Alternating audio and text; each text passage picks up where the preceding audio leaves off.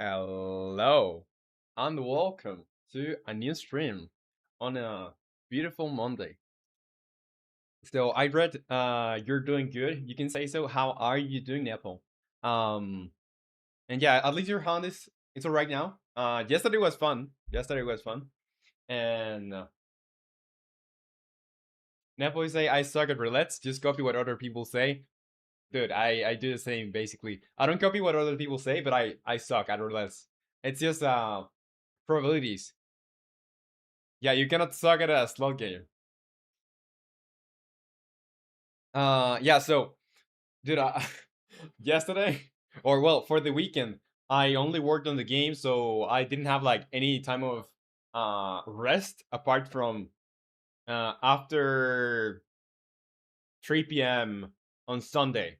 So I decided to like join your stream, Nepal, and then once I joined the stream, like I stayed there for a while. And dude, I spent the rest of the time or the rest of the day playing Schedule 1. And I played Schedule 1 like at, I don't know, I stopped like at 12 a.m. because it was like already late. I go to sleep like at 10 and a half. But it was like just I needed some rest. So today I'm kind of recovering from not sleeping that well.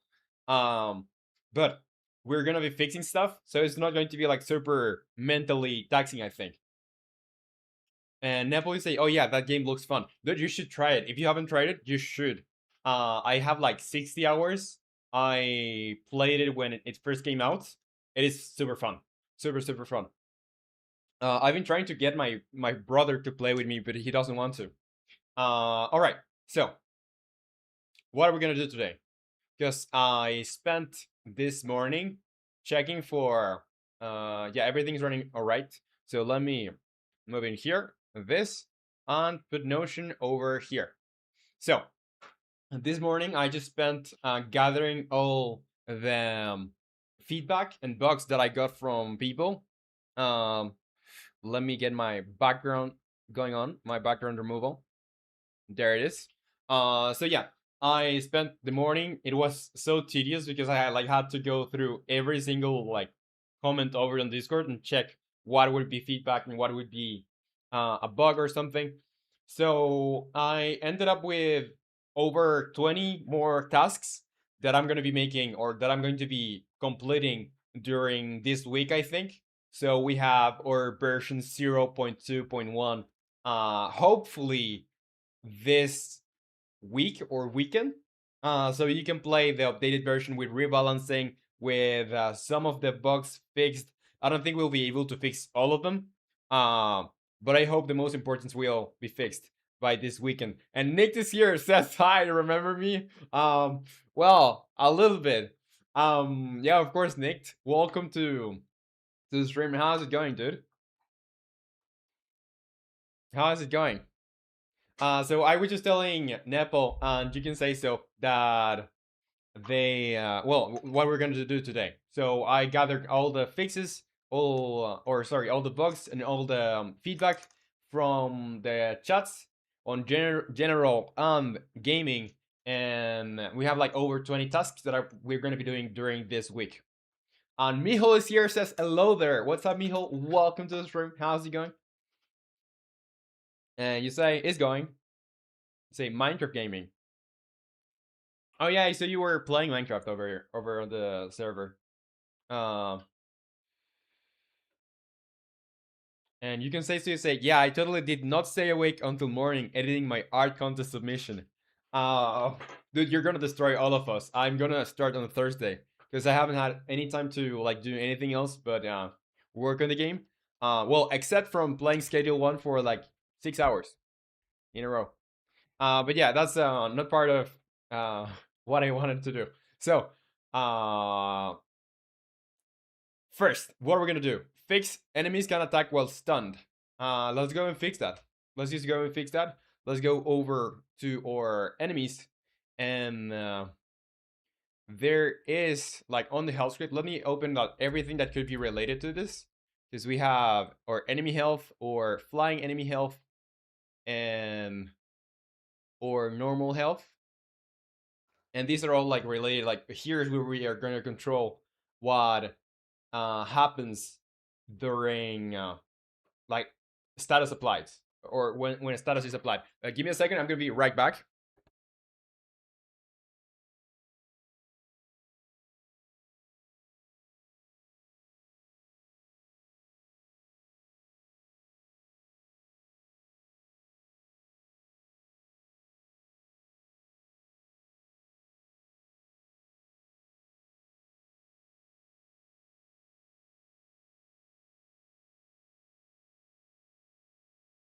Yeah, I'm here. I'm here. Um, you can say so. You say it's nothing special really, but I might have stolen Snake ideas, I guess. And then you say interesting. Schedule 1, nice. Yeah. My brother doesn't want to play with me, but I'll convince him someday. And Mijo will say, "Oh, he got the list."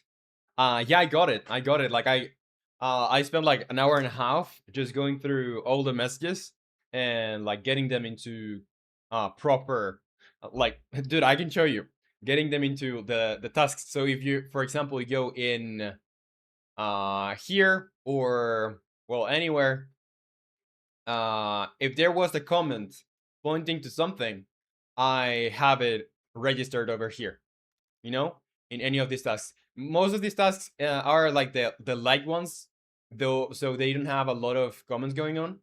But if you see over here, these ones, like this one has some more images, especially this one has a lot of images that I've gathered of all of them. All of the comments that you put related to this are here. So I've done my part of the work this morning to just go through them on stream. And you can say, so you say, well, we aren't gamblers if we don't start from now. Yeah, that's very true. If you don't start early, you can call yourself a gambler. Um, you can say, so there's something called built, by the way. Pretty sure it works on your brother. Built? What is that? Or a flamethrower or something. Oh yeah, that may work. A flamethrower. And they just say, I'll make a proper bug report channel. Thank you, Nick. Thank you. Just I I was thinking about making it myself, but I didn't know where to put it. And since you are structuring, or since you have structured everything into the channel, like I didn't want to mess with your order. And straightforward, you say, do you still remember solving integrals or differentiations? Basic ones, maybe. What's up, straightforward? Welcome to the stream. I don't remember nothing. I don't remember anything. Maybe if I get like a refresher, I would be able to solve them anyway. But I haven't used them in so long that I don't remember. Me always say render service healthy. That doesn't seem right. And you can say, so you say belt. Sorry. Okay. Uh, say Nick. I mean, it's cool. If it's bad, we can always change the order. All right. You say, can I have a look at the official spell icons? All right. Yeah. Give me just 1 second because I want to like figure out where I have to do the changes for this, and I'm going to show you the spell icons. So here on add electricity status and remove ice status, add ice status, we don't have one for fire, I believe. Which is fine. I don't think we need to add one. So this is for flying enemy. Is pretty much all there is to this. So let's find where we need to change stuff over here. Because what we're trying to do is, let me select the task actually, is the enemies can attack while stunned. So it's really like on electricity. Let's move on to, well, let's go here. Health. Let's first do like add electricity. Yeah, here I have an add status that it gets called, and here depending on the element, I make it add or remove status. So here, over here, we should make the changes, I believe somewhere over here. Just getting to the rough spot where I need to like add this. I guess we're fine. Yeah. So let me show you the icons. Because I could go over here, I guess, and show you from the folder, 2D folder, icons, spells. I guess if I show this in Explorer, you'll be able to see everything over here. Yeah, this is it. So these are, well, they don't look like this when they are on the game because they're so small. But this is for the chain lighting, like, or electricity spell. We have this for the fire one, which this part over here that's a little bit black, doesn't really show up in the icon itself. Like it's just very hard to spot, but it's there. Now we have the health icon, which, by the way, I need to rebalance how much health it does provide you because it should make you gain more health since it's very expensive to cast, both in mana and in how many arrows you have to press. Here we have our ice spell, or ice bomb spell icon. I still think it could use like a change. It could look more rocky, more icy. This one is for the magic projectile, pretty simple one. And here is the one that Nick doesn't like. And it's for the mana. This one was the worst, honestly. Like I was tired of drawing them, and I did like the concept of being like a kind of a I don't know, a special liquid that you would use, or like you could I don't know. In this world, I want it to be like something special. It doesn't necessarily have to be like a natural resource. It can come from, I don't know, somewhere. I have to figure it out to like make it like give it an explanation. But I want this to be like something cool. Doesn't necessarily have to be how do you call when something is not abundant? Basically the opposite of abundant. So yeah, it is gonna be abundant, but it also should be, or should feel special, you know. And let me read you. Camille Sulk just joined and says, "Oh, hello. What's up, Camille? Welcome to the stream. How's it going?" And yeah, let me read. You say, straight where you say, Dan, what's the hardest math you used in your game? The hardest math I use in my game. To be honest, I don't use a lot of complex math. Maybe when calculating magnitude, but all of the like complex math, it's really like standardized. So it's under functions. When I want to get magnitudes, for example, I don't do I don't do the equation for magnitude. I just get like magnitude, So I don't even have to like implement the mathematical stuff, even though you should you should understand the underlying functionality. You don't really deal necessarily with the implementation of the equations themselves. And need to say, my bug mentioned absolute cinema. Yeah, Roman can't math. He's scared. No, I'm alright at math. Like I'm not really good, but I'm not really bad either. It's just whenever I have to like implement math, it's about like, okay, what type of equation would I need to solve a problem? And then it's like a matter of finding that equation, and then like implementing it more than making the pure math is like implementing it so it makes sense in code. Calculate pi. Yeah, we'll see about that. And you can say math is the issue. I stopped trying to script. Dude, don't worry about math. Like whenever you have to figure out something with math, you will do. That's it.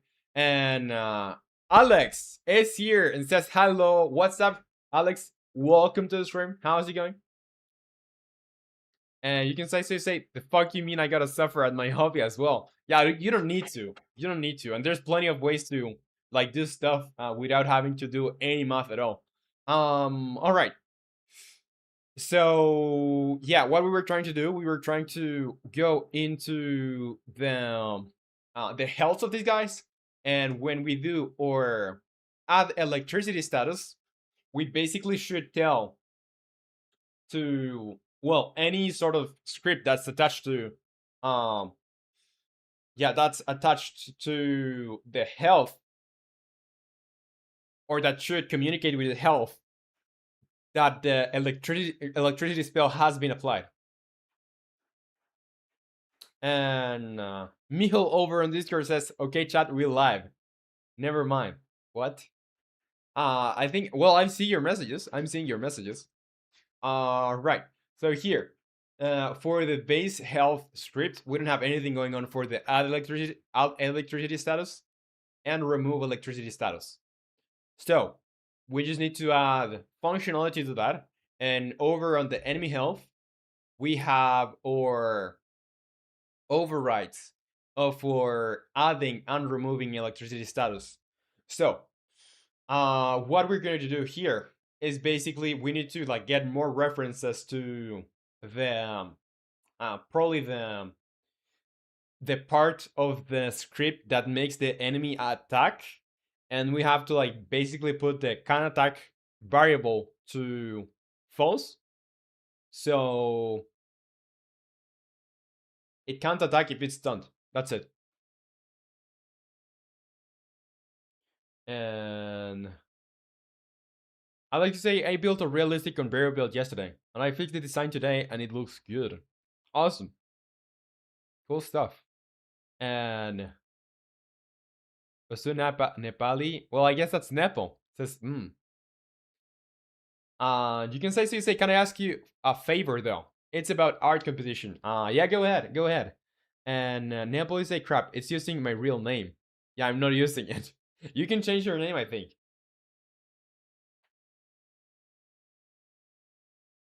Yeah, you can change your name over there. Was there a way to do that? Or yeah, I'm not sure. Okay. So what are we gonna do over here? We are gonna have our function, or we're gonna basically tell if the well, what is making the enemy attack. Let's just first figure that out. So let's go on the enemy. It should be on prefabs over here on prefabs enemies, and we have our normal any enemy infected. So this one has like an animation handler. It has a kinematic character motor, and I wanna peek at his brain. What is happening in his brain? So over here is gonna do chasing, searching, yeah, but that's for basically the only thing that exists there is the horde behavior. So when he is close enough to the player, he's gonna do enemy movement script that attack target. So that is what's controlling um the attacking. So what I could do is going on the attack target, or going to the function itself that attacks, or I could connect, or I could tell the brain basically stop thinking. So you're not going to do anything because you can't think when you are stunned, so you're not going to attack, you know.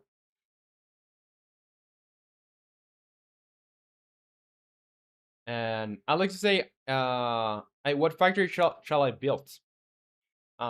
Factory. And well, what types of factories can you build? And Nick, you say, yeah. I don't know if he can change that one. Discord gambling. Can you gamble over on Discord? Okay, let's see over here. So, yeah, stream avatar's broken. Let me try and fix that. This. Okay. So the OOF.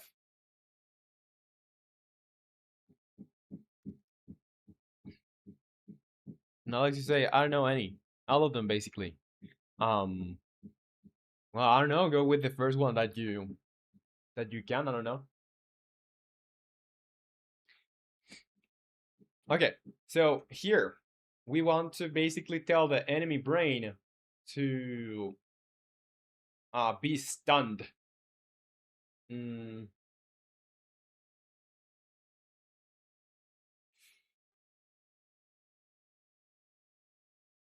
well, if we do that, we're gonna be calling somewhere here, which will make sense. Like it's gonna like stun the whole thing, so it's not going to be able to think again. But I think it's better if I just make it that it can't attack. So I'm gonna build, or I'm gonna make some variables over here to like tell him in which state he is, so he can like do stuff depending on that.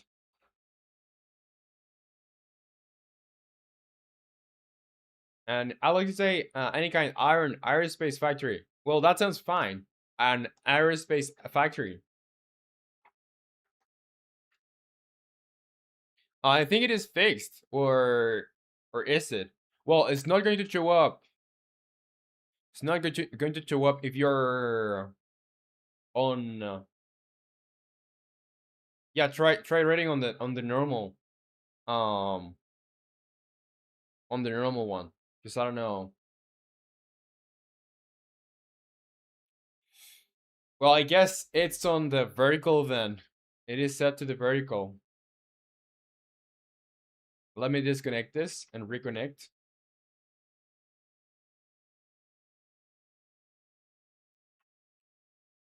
That I just hope instead of adding new stuff and like events and stuff, that stream avatar just worked. Now let's just say no issues. Yeah, so aerospace factory.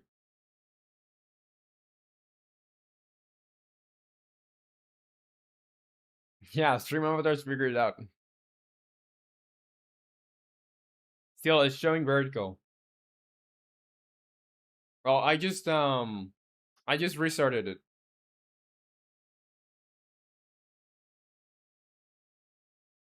It should be fine, right?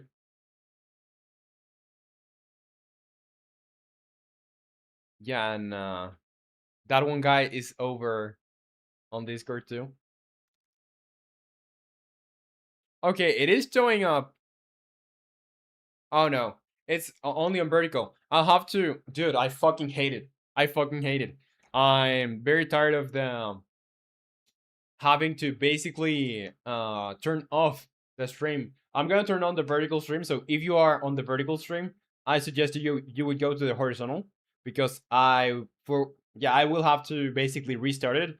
And also like you get your own avatar on the horizontal one and better layout. So yeah, I'm gonna restart it. All right, let's do end stream over on the vertical. End. Dismiss. Now let me go over here, disconnect. And if I reconnect this, should be fixed. And Cheese is here, says hello. What's up, Cheese? Welcome to the stream. How is it going? And Nepo said, yeah, I'm never using stream avatars. Dude, it is good. I like stream avatars. It's just that if you're running two streams on the same platform, it sucks. Sucks hard. So Chichi say I'm doing good, thank you. Well, it's good to know. It's awesome. So I like to say, dang, it's massive. The aerospace factor is massive. Well, I don't know. You asked for it, and it built airplanes. Yeah, Nepo, it's just annoying when you have multiple streams on the same platform. All right, so let's see. I only have one stream running, so it should show up the horizontal one. Chichi say, guess what I'm going to do now? Um, are you gonna work on your submission for the art competition, or are you working with your miniature? That's the only things I can think about now. And I like to say, how about easy ones like Iron and Copper Factory? Well, yeah, go with the copper one. Okay, so over here, let's see. We have this. I'm just gonna restart this. New stream, schedule stream, reuse settings. This is day 42, I believe. It is day 42, right? Stream settings. Yeah, it is 42. Let's do next, next, public. Done. Let me get the little message over here, horizontal stream. Sorry for this, but I had to restart it so it works. Let's pin this message and start sending data. And it should tell me to go live.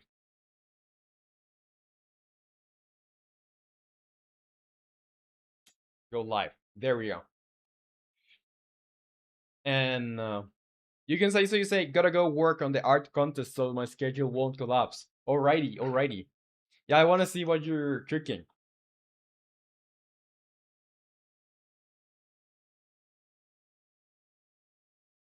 On War. It's a little bit more difficult to read you over on Discord, but yeah. You say that one. Should I call you Born or that one guy? That one guy, you say, I'm in school right now. We're learning about fallacies. Well, good luck with it. Good luck with it. I hope the lesson is not too boring. Miho will say, see guys, I know how to program. It just took a weekend. Well, yeah. You did it very fast, to be honest.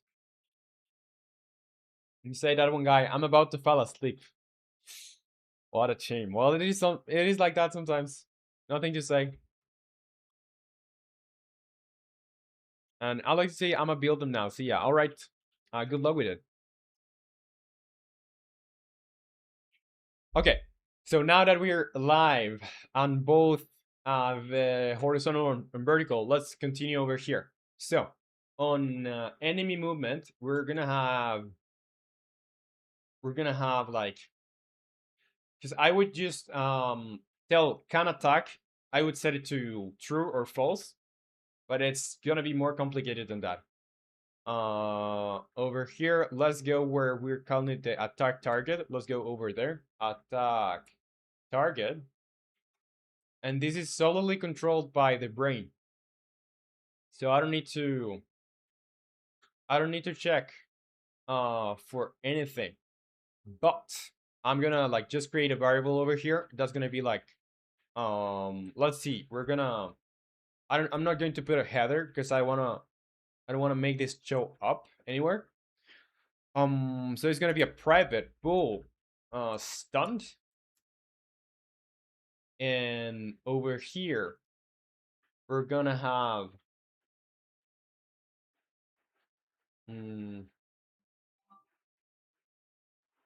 yeah, we're gonna make comment over here. That's gonna be like statuses variables.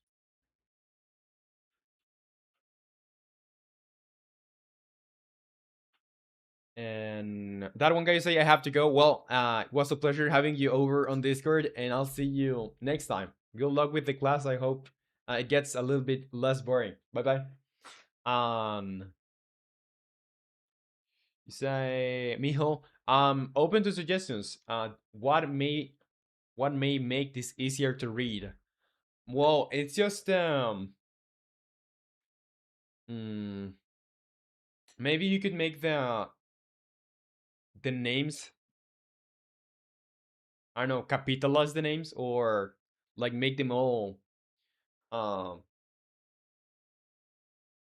I don't know, like just bigger, like the bigger version, because the problem I have here is that well, the normal ones like have colors, so it's very easy to know which part of text is a name because it's like super separated. They have like their icons also. So yeah, I would say maybe just capitalizing them or something, or like make them bold. Okay. So yeah, that would be my only suggestion. So here on private bool stunned, we're gonna like just set it, and we're gonna put it over here. Um, a setter for this. So it's gonna be public void, because we don't need to return anything, and it's gonna be set stunned. And this one needs a value of bool value, and I'm gonna say stunned equals that value. Now, why is it throwing me an error over here? The type enemy movement already okay. It already contains the definition for that. Where's the definition? Where is that definition? Because maybe I don't even need to add that since it's already there. Let's look for stun. Oh yeah, it is there. I had it. Okay. Then where am I using this? If it's stunned, desired equals vector 0. Okay, and I have a set stun, so that's awesome. And Monilef says hello. What's up, Monilef? Welcome to the stream. How is it going? All right. So over here, when we set the stun, we're gonna like make we need to make use of this when like on attack basically. So here, let's look for attack target, because that's our variable, and we're gonna first ask if this is stunned. If the character is stunned, we are gonna basically return. We don't want to do anything. That should make it that when the characters are stunned, like they're not going to do anything. So we don't need to add anything anymore. It's just that simple line. It's gonna like make that these guys no longer attack when they're stunned.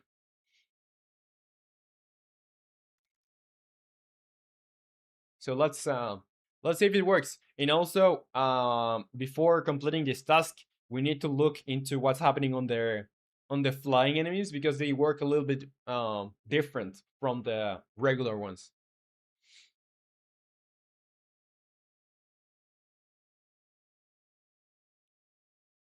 Okay, let's try it out. Let's try it out. And I think before I try this out, I'm gonna go into the. Yeah, I'm gonna go into the spell data. I think it is, or it's not the spell data. It's more of like a status data. So let's go over here on scriptable objects, and where we have our status effects, we're gonna go with the medium chalk, and we're gonna basically for now just tell it to last 150 ticks instead of 15. So it's gonna last like 10 times longer because we're trying to see if this works.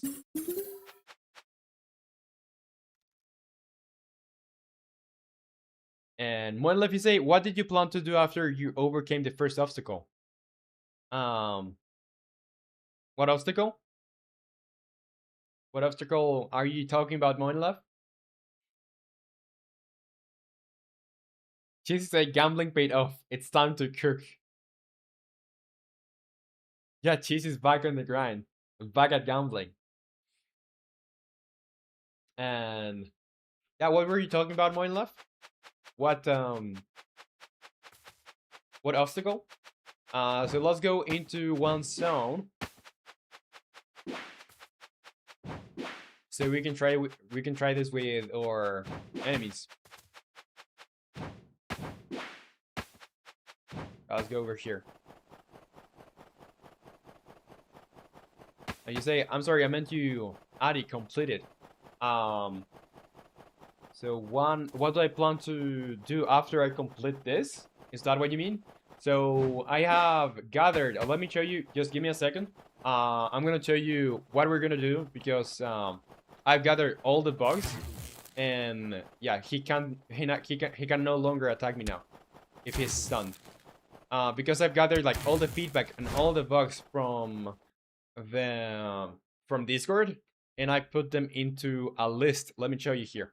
So every single thing that you said or was said over on Discord, even it doesn't matter if it's feedback or bug, I put them in here. So this is what we're gonna be doing during this week.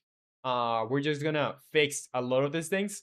Probably, I don't think we're gonna get here today, but we're gonna like try to advance as much as we can on these tasks, and also on these tasks that say 0.2.1. So if you see this thing over here, the little green thing at the end, that's for version 0.2.1. So every single task that has that thing over there is gonna like get included into the next version.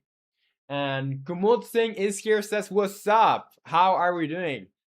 Says hi cheese. What's up, Kumud? It's good to see you here. How is it going? It's going great from here. It's going great. Oh, the big boy one. What do I plan to add after that? I'm gonna like reveal what I want to do after.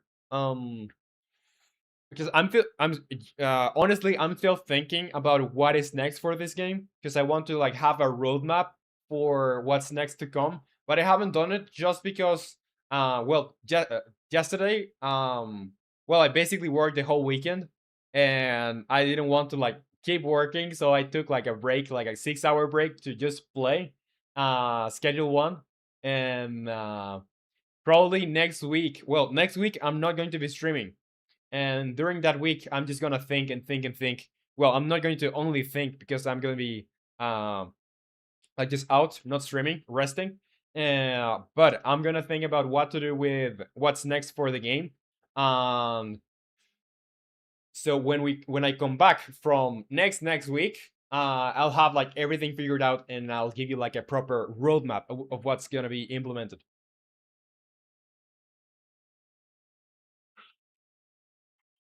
And Cheese, you say I'll probably add some materials to the player character, the mage. Dude, I saw what you were working on for the mage. Looks awesome. I love the rig with every single like um part of the finger. Like you had a bone over there. Pretty nice. Very nice.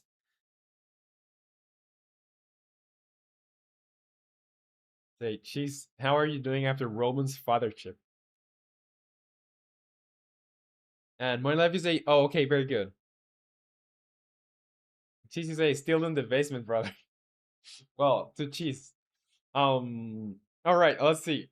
So going over here now, we have done the stun part of the behavior for the normal enemy. Now let's go to the flying enemy because here it's gonna get a little bit more. Um, well, it's just different.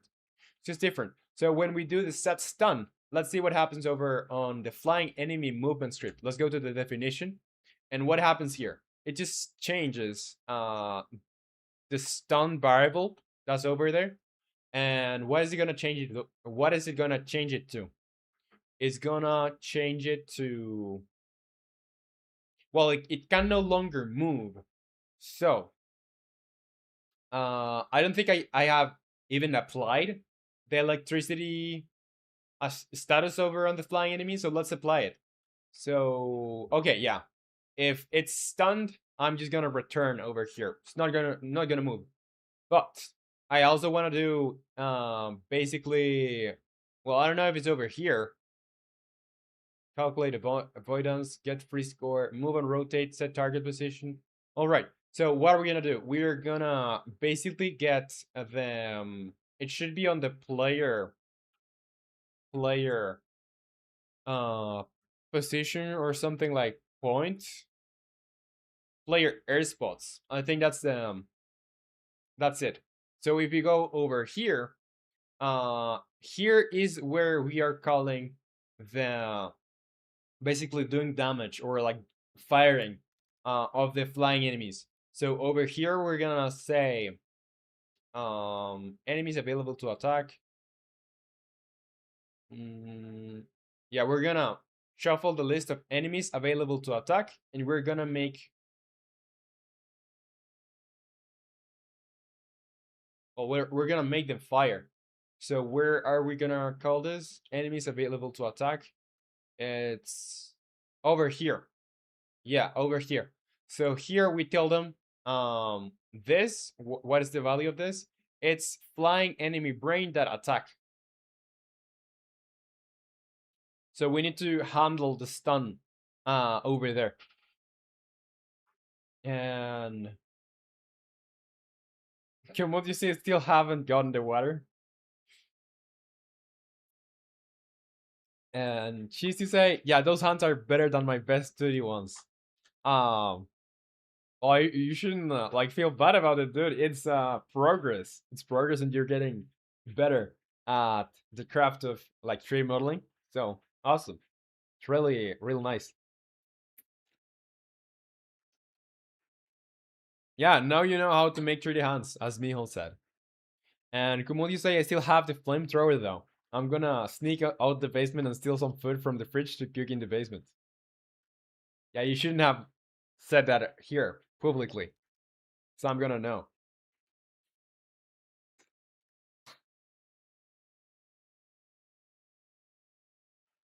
Yeah, you're forced every. You have to remember you're forced to go back, uh, for a while. Cheese. You're not completely free yet.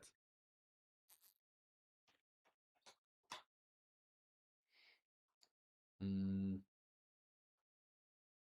so say animal shoulder. And G2 say I feel great about the hands, but it shows how crap I am at drawing people. Um, well, it's just improvement. If you don't, you're gonna be like more critical of your own work than other people are. So I get it. I get it. But dude, you're progressing and you're improving. That's the important part. If you don't like how it's looking today, probably you're I don't know. It's pretty hard to like your own art since you're like working and seeing all the mistakes. But I would say as long as you're getting better, it's great, and other people like it, so you know your art is good too. Well, well, even if people didn't like it, it could still be good. But it's like social proof, you know.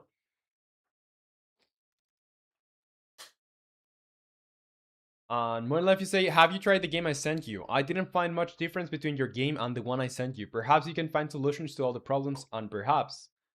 No, I haven't tried it. I haven't tried it yet because like I've been working on the morning too, so I haven't had like any time to do anything. You say move. Suck at anatomy and stuff. I can draw people's faces, but their bodies and hands look so bad. Um, Well, while I was in university, I had to take like drawing lessons, and basically what they did is like they made you practice and practice and practice and practice the same thing over and over again from different angles, and like getting corrections of your drawings.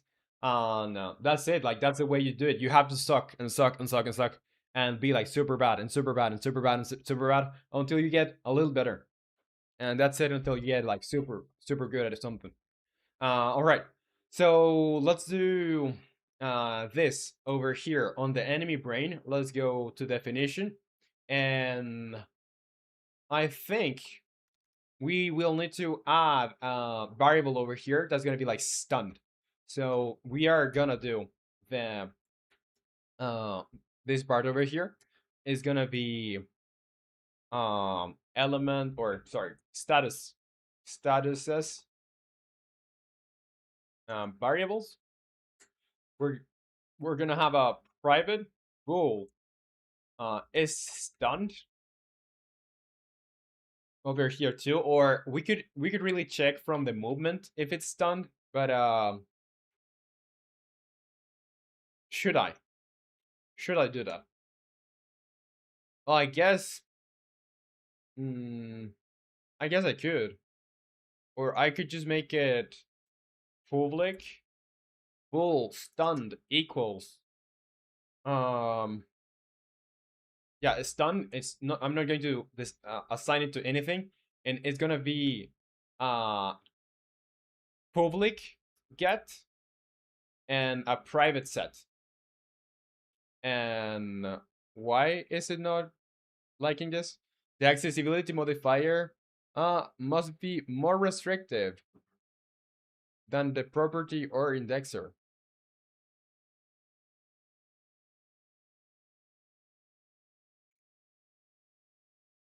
And Huidai the year.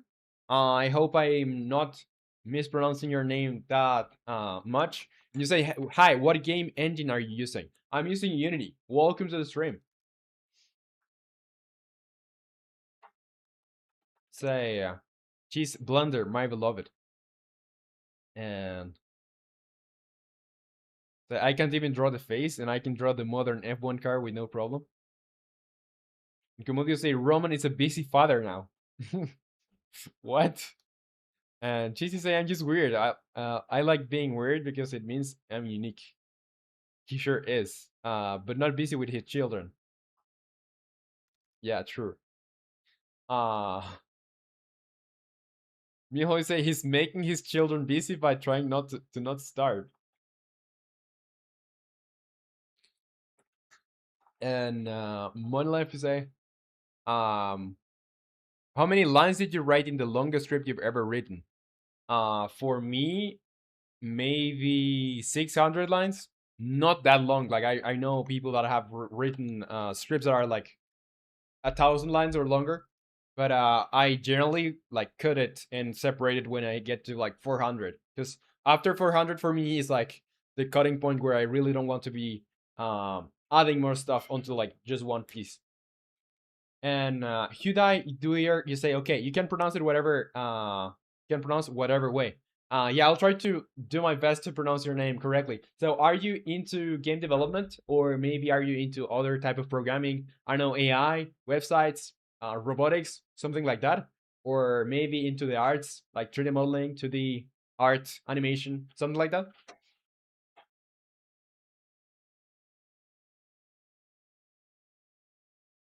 She say, oh, I'm gonna uh not read that. Okay, so stunned. Why is it not letting me? Maybe if I do private over here. No, I should make it public, but this one is gonna be like get, then, and private set. That is it, I guess. So here, what is it? Naming rule violation. I guess it's just gonna be stunned, like this way. Let's just do F2, stunned, this way. Yeah, that's it. So now I can continue using this where I was using it before on over here, but I can also go in here on the flying. Um,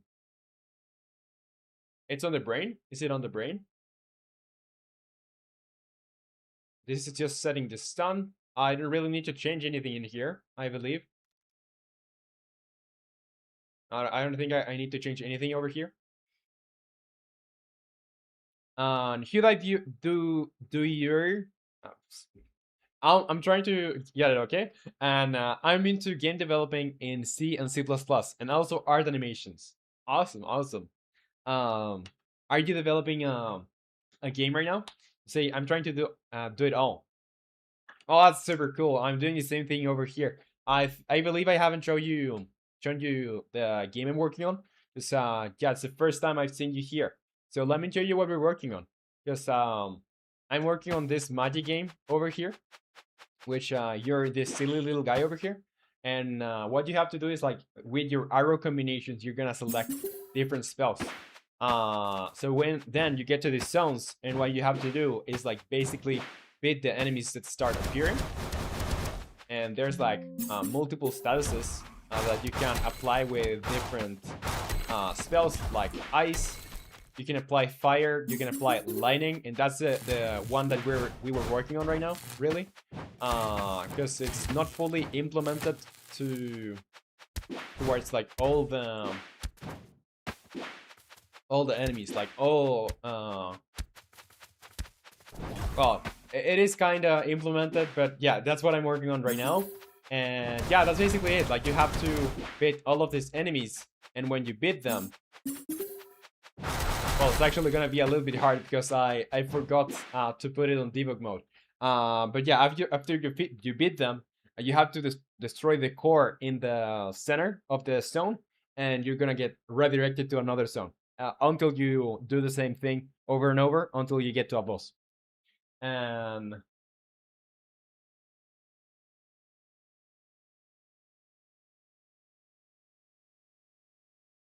say, Hyundai Duir, you say, oh, I like it already. Oh, thank you. And you say it's like a survivor.io. Yeah, for now it's not really complete. We just have like this mode of playing because we're testing stuff here. So we're gonna be testing this like everything in this little map over here. Let me show you what the map looks like. So this is the map that we have. It's not really that big, but it's like enough to try stuff out and like have different zones with like different elements. But when I have like the core of the game figured out, I'm gonna probably do a map that's like 8 times or 12 times bigger than this.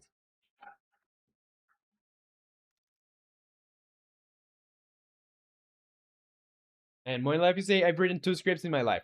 The longest one was 32 usable lines because I'm new to programming. You know that. Yeah, you have to start like small. It's better if you start small, because if you do like, I don't know, 300 lines of code, and you're just starting, like you're gonna get bitten by your code.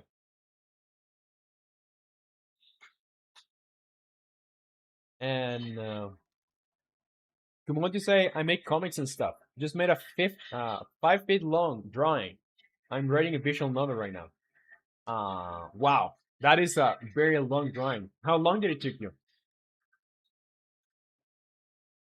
And you idea, you say, I really like the idea of your game. Well, thank you, thank you. And then you say, I made a script with 5.3K lines. I copy pasted random characters and call it script at the okay. Well, that explains it. That explains it. Welcome to the stream, Nick. I know you were on the over in Discord. So welcome to the regular stream. And yeah, let me put this over here. Hidai, you say I'm very early into game dev and I'm learning as I go. I'm C sharp. Yeah, it's fine. That's fine. I think it's better if like taking it slower and like doing your own projects and things that excite you. So you can like learn bit by bit instead of like I don't know, grabbing all the concepts at once. Need to say, was here, chatted even. Well, but you were with your other account, weren't you? Because I saw your name was purple before, so you were using your other account. Yeah, that's it. And why do you say I use Godot? Awesome. How has your experience been with Godot? And you say sure with your other account. And Cheesy say, oh my god, it has so many features. I'm not surprised one of them is it hating me. You know.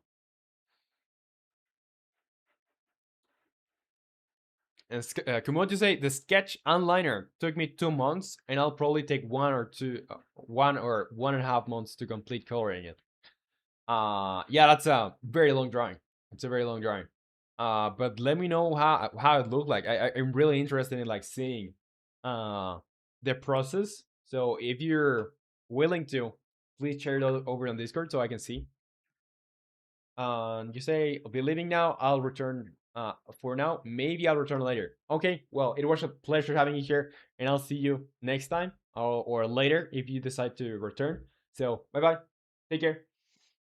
All right, so going over here, we can access the variable, and we are going to access not the flying enemy movement, but the flying enemy brain. Flying enemy brain. Let's go over here, and now we can access from our flying enemy movement. We can access our like attack, or like we can access our stunned variable.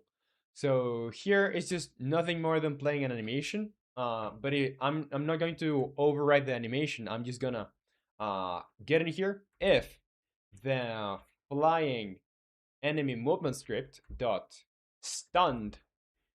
I'm just gonna make it return. It's gonna return, so nothing will happen if that is set to stunned.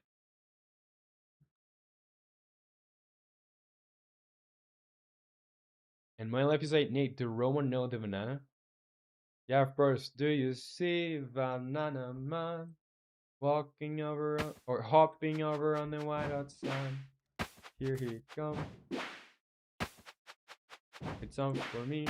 And Ilsason Dag says, hi, what's up, Ilsason Dag? Welcome to the stream. How is it going? Alright, so here, we just want to try the new spell with the flying enemies and see if they can attack me, because they shouldn't be able to attack me now.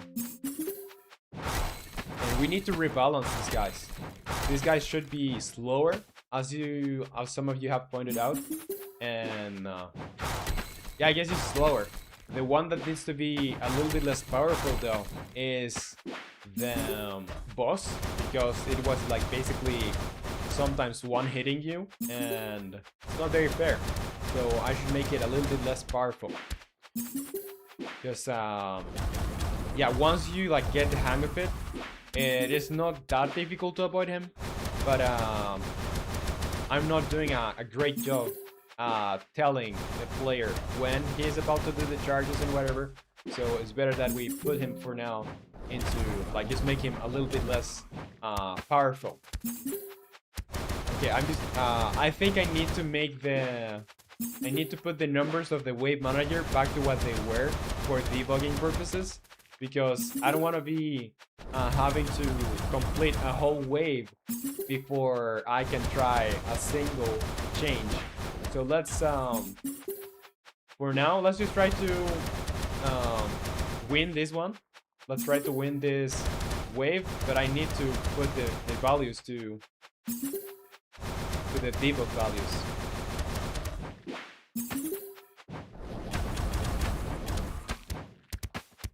Let's use the icon. Okay, we need to get like some just to try the chain lighting. So now, if they are stunned, they are not moving, and they shouldn't be able to attack me even though they're close. They shouldn't be able to attack me. I guess it is working. So now he should be able to, yeah. He's gonna attack me. But if I make him, well, he killed me. But yeah, it doesn't matter. I think it's working. Ilse says, what are you making? I am making a video game, the one that you just saw. That's what I'm making here. And you say, my stream is lagging on my end. Sorry if I missed questions or something. Yeah, don't worry about it. Don't worry about it. I think, yeah, the last question I asked you was about Godot. How has your experience been so far? And Cheese, you say, also Roman, there is an update of my mage in images. No, sorry, no, in Chain Whip. I think I've seen it. Let me check. Let me check anyways. And you say that small creator is here, says Joe. What's up, that small creator? Welcome to the stream. Good to have you here again. How is it going? Let's see. Under Chair Whip. Oh, okay. I haven't seen this. Awesome. Cool. You painted it. Cause the last time I saw him, he wasn't. He didn't have any colors, but now he looks a little bit more like the character in the game. Nice. And I like that he has the separate fingers, dude. Awesome, awesome. That small creator, you say it's good. Oh, awesome. I'm very glad. And Hyundai you say, I love Godot. It's open source, it has a growing community and new features constantly. It's lightweight and documented enough for beginners. What do you like Unity? Well, I have been using Unity for a long time. Like I know the engine. It is pretty performant. I'm into like stylized graphics, so I don't really need to make stuff that's super realistic. Otherwise, I would use Unreal. But I do like Godot too. I think it's I would think about like switching even if I were to. Well, I like using C sharp. I guess you can use C sharp in Godot, and like yeah, you can use it. It's not that I don't. It's not that I'm married to an engine or another. It's just that I use Unity because it's more convenient for me. But as long as like just pick whatever engine. I was just curious about the engine that you were using and your experience. Because we have a lot of developers in the community that work in very different engines. From Roblox to Godot to I don't think Game Maker, but other engines like that, Unity, Unreal. So it's good to know what people are using and how they feel about it. And Cheese, you say, bro, I have to go. See ya. All right. It was a pleasure having you here, Cheese. And good job with the magic, or sorry, with the wizard. See you next time. Bye bye. Take care. And Chief Abel says, "What's good, man? What's up, Chief Abel? Welcome to the stream. It's been good. Everything good? How are you?" And Nick, you say, "Not married yet. Yeah, not married to Unity yet."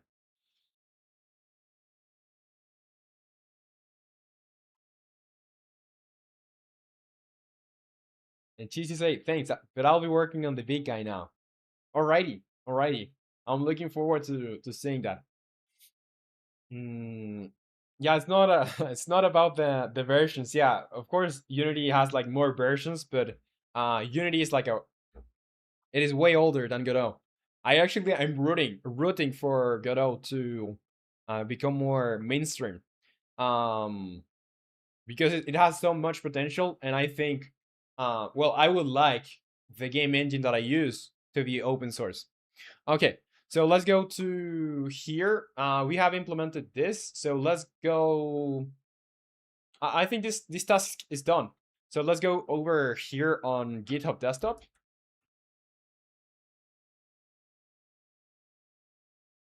And Hudai Duir, you say, where are you from, Roman? I'm from Chile. I'm from South America. So my if you see a little bit of a weird accent somewhere or a lack of pronunciation skills, is because English is my second language, not my first one. My first one is Spanish. And Chief of all, you say, doing good too. Well, I'm very glad. And you say, well, got slightly cold because got soaked wet due to raining earlier, but no worries. I did drink my syrup medicine. Uh, well, I hope you get better soon and the cold doesn't get any worse. And yeah, if you drink your medicine, I think you'll be right. And Foxitos says, hi. What's up, Foxitos? Welcome to the stream. And who I do you say that's cool? I don't mind any accent. Alrighty. And Muelef, you say, hola, amigo Roman. What's up, Muelef? Okay, so here we're gonna do well, this is the task that we were trying to achieve, and we just made it. So it's the enemies can attack while stunned. That's a fix. So enemies can no longer attack while stunned. That's it. So previously, enemies could attack while stunned. Now they can't anymore. And I think I need to go over to the status effects. And I need to assign the medium shock to have a duration of 15 ticks instead of 150 because I just put it to 150 for debugging purposes. But yeah, that's gonna be back to normal. So let's go over here, commit 5 files to main and push to origin, and that's our first task of the day done. Awesome. So let's move this from doing to done. And Foxy say, what are you doing? I'm working on a game over here. That's well, I can show you a little bit of the game so you have a little bit more context of what's happening over here. So this is the game. You're this guy over here, and what you have to do is get to those zones, those red zones over there. And when you get there, some enemies are gonna appear, so you have to beat them. And how do you beat them? With some spells. So you need to select those spells with the arrow combinations. So for example, if I do left, up, up, left, I'm gonna get my ice spell. That's gonna allow me to do like damage on an area and also like slow the enemies down. I have my fireball, which is not going to be super effective against fire enemies, but I still can do like damage over time. I have my normal magic projectile and a chain lightning one that's gonna like stun the enemies. But yeah, that's what we have so far. There is a boss in the game right now, but you have to beat a couple of waves to get to him. So yeah, that's what we're doing. And the next task for today is making that the player landing doesn't get called on very short falls. Let me explain that to you. But first, give me a second to just read what you guys are writing over here. So you say, Chief of L, you say, honestly, English is my second language too. Yeah, I think most of the community doesn't speak English natively. There is like maybe 20 or 30% of the community that does speak English natively, but most of the community doesn't. And more if you say, I know that Spaniards are proficient in Italian and French. Say mi amo Moinal because they add the letter A to pizza. Um, well, kinda like all of the languages that come from Latin are kind of similar. Like I kind of understand some words of Portuguese. I can understand some words of French. I can understand some words of English if I didn't know it. Uh, but yeah, it just gets to there. After that, like you'll have to learn the language. But yeah, there's some overlap, and from Italian too. All right. So here, player landing being called on very short falls. So let's go to the player. Player movements. This is the script. Over here, I'm just gonna close anything else that I'm not using. And I have a function over here called landing. So let's go over there. So I want to know when I'm triggering that. Let's see. Landing. All right. So here it is. Here I'm calling it, and I'm gonna go to the animation handler because this is like just the movement. But I have another part or another script that handles the animations. And more like you say an R.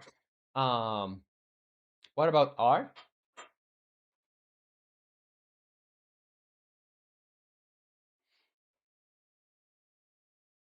More like you say, I need you to translate a word before I go study. All right. All right. Send it my way. Okay. So I do the base landing. That's just basically when I land, mm, I'm gonna apply the base behavior of landing, and the base behavior of landing is basically making it look bouncy. So I don't know if you can tell, but when I'm gonna put it in slow motion so you can tell. But when I jump, like the character stretches a little bit, and when I touch the ground, it's gonna like I don't know, get a little bit. How do you describe it? Like just get a little bit. I don't know. It's kind of like squeechy. So yeah, that's it. Now, I need to just make sure that I'm not calling the landing function like everywhere.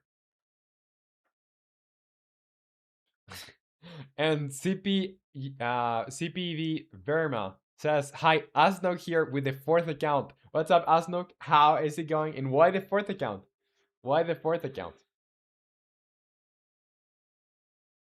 In more left, you say, well, I don't know how to yeah, I don't understand that. Like any single character of that, I don't understand it. Well, I could translate it, but could you translate it for me? Because um I probably like put it on Google Translate and like get an awful translation. And CP Verma says he's doing 6-7 meme. No, no, no, I'm not doing that. Right. So over here on when we call the landing, we need to make sure that well first if it has been animated, if the animated ground hit has been animated before, and also there okay yeah here I use the particle and I play the sound effect, but what else do I need to say, or what else do I need to use here? So it's on ground hit. I'm gonna say last ground hit position equal transform that position that y, so I'm storing this, and I'm just checking value over here that is ground hit distance threshold. So I need to just tweak this. It should be a super easy fix.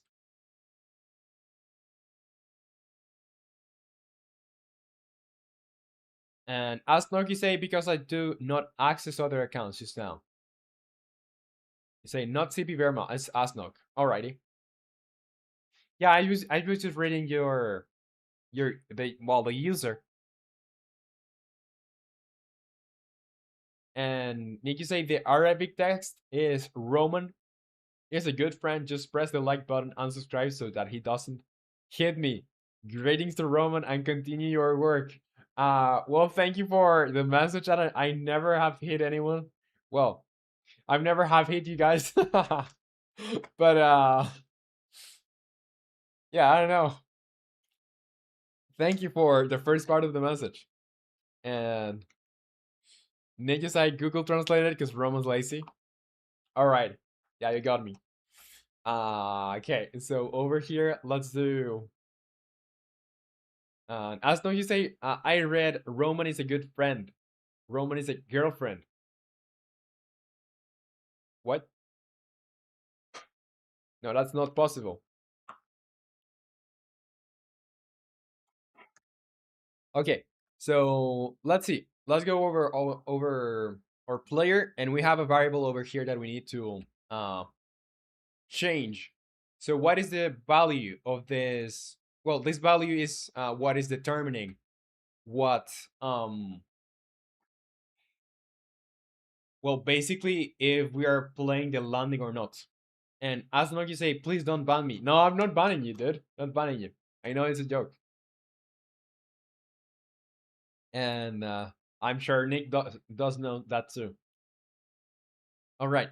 So let's go over here on the player, and we need to change a value on the player movement.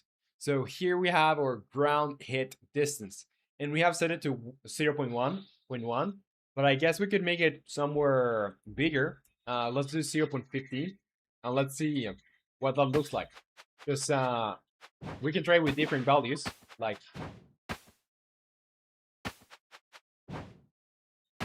this, for example. Let's go over here on the player, and let's put that value to 0.01, and you'll see that how no matter how small the change in height, I can like trigger this landing multiple times, which I don't want to do. So I'm just making that value larger. So here, for example, I'm gonna make that value 0.15, and it shouldn't trigger as much. Let's see. Let's do this value 0.3. Or what about 0.56? It's still getting triggered. Still getting triggered. Yeah, but here, for example, it's not gonna get triggered. The problem with that is really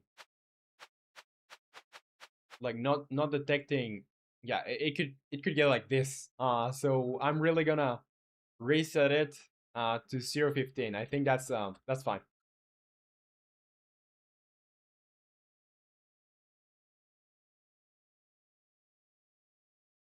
More life you say what? And more life you say okay. I'll go to address. Bye.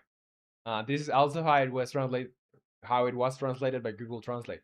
All right. Yeah. See you next time. Good luck with the homework. Bye bye. Take care. Sí, Asnock, sí. Si me baneas, no podría molestarte. Yeah, it's fine as long as you don't spam.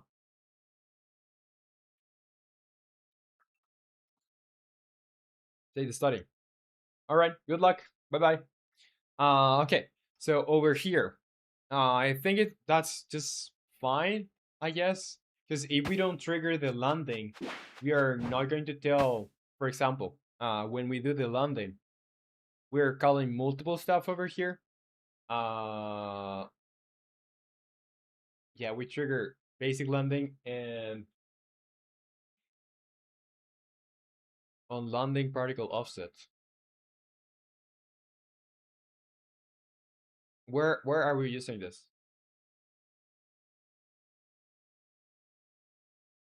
Yeah, here. So animate is gonna be equal, or well, if it's equal to false, I'm not going to animate it. I'm just gonna return and not do anything. And as long as you say why from this account there is a cube in the place of a wrench on Nick's username, it's a cube.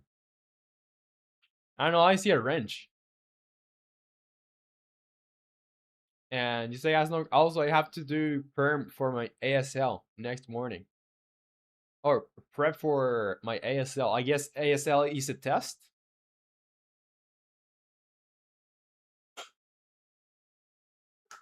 And maybe the stream avatars broke again. I just noticed.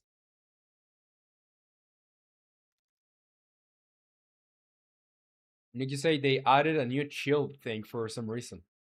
They got bored of the wrench, I guess. That's weird. Why would they do that? Well, I still see it as a wrench over here. And like I know the moderators anyway. And Innocent is here, says hello. What's up, Innocent? Welcome to the stream. How is it going? How's it going? So let's see. Player animation handler script landing. Animated ground hit equals true. Then we call the particle manager and audio manager. So I was thinking maybe we could have. Hmm, yeah, I guess this is not like a very big problem, to be honest. I'm just gonna put it to. I don't even want to have it as a task, to be honest. It's such a simple problem. Like it's just a super simple tweak that I don't even want to like make it uh, a task. That's gonna be stored there. And then you say what the what the Martin is that? What thing? Which thing? And as when you say assessment of speaking and listening for languages, Viva for other curriculars. Say goodbye. They think only my YouTube is updated. I get it. I get it. And yeah, what were you talking about, Innocent? Martin is that? What the Martin is that? All right, so let's go over here and well, yeah, I'm just gonna pass it over here.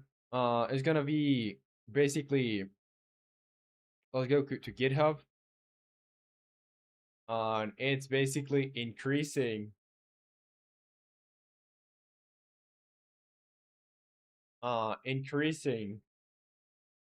or the amount or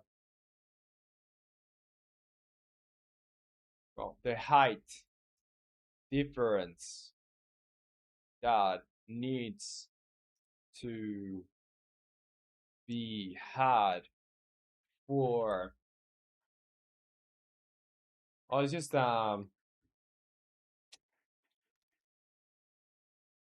landing doesn't get triggered doesn't get triggered on very small falls you know falls that's it doesn't really need a description commit one file to main switch to origin and that's it. And as long as you say, child that looks like a cube is a blue something. Just Asnog things. A shield that looks like a cube is a blue. It's a blue something. I don't really get it. I don't really get it. Okay, so let's move on to the next one. What is the next thing? So limit the amount of flying. Yeah, I was thinking about this because if you see on the flying enemies, you can have like. Can I make this bigger? I think I can. Yeah, so you see, this is a message from Mihal Energize, or just Mihal for, like everyone here, and it says, I realized this after accidentally shooting my spells while in the pause menu.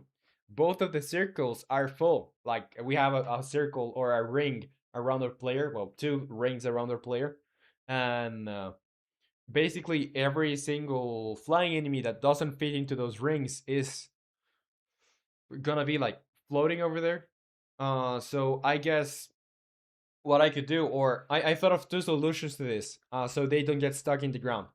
either I could make like another ring that is gonna hold as many enemies as can be spawned, which is not going to be like super nice or super scalable. If we were to make more enemies, um we would have to increase or we would have to, if we were to have more flying enemies being able to spawn, because now the limit of every single enemy is like 50. If we were to have more, we would need to have increasingly more like ring numbers or like rings around the player, which is not that hard to set up, and it's not really like super scalable, but it can be done super easily. Or just limit how many flying enemies can spawn. So when they're about to be spawned, if the rings are full, I'm not going to spawn them. But I don't know. I don't know. What do you think? Would you make more rings, or if the two rings that are currently in the game are full, I'm not going to spawn more enemies? What would you do? Will you explain? Me no understand. Yeah, no, I get it. I get it. The Asnok that you said, the wrench was switched by a shield, right? Yeah, but not everywhere. Yeah, maybe for some, only for some regions, could be. And Asnok, you say, but before going, I want to say W Roman, just for nothing. All right, W Mijo. It him? What? We're not into cannibalism here. We are not into cannibalism. All right. Uh, let's let's see. So I could, yeah, those are the two options. We make more rings, or we limit the spawning when those rings are full. I think for now I would just do the rings. Like, I'm just going to create another ring. I'm gonna see how that looks like, and if it looks good, I'm just gonna keep it. If it doesn't, I'm just gonna not keep it and do the other thing, the limitation. So here we have our player air slots over here. Let's do console, or yeah, let's go over here to the player, and this is gonna, when I press play, and I show the gizmos, this is how it looks like. Let me maybe get outside over here. Okay, here. So yeah, these are the two rings. Let me pause this, and we could have another ring that's like further um up. Like, it has a very large difference in how up it is.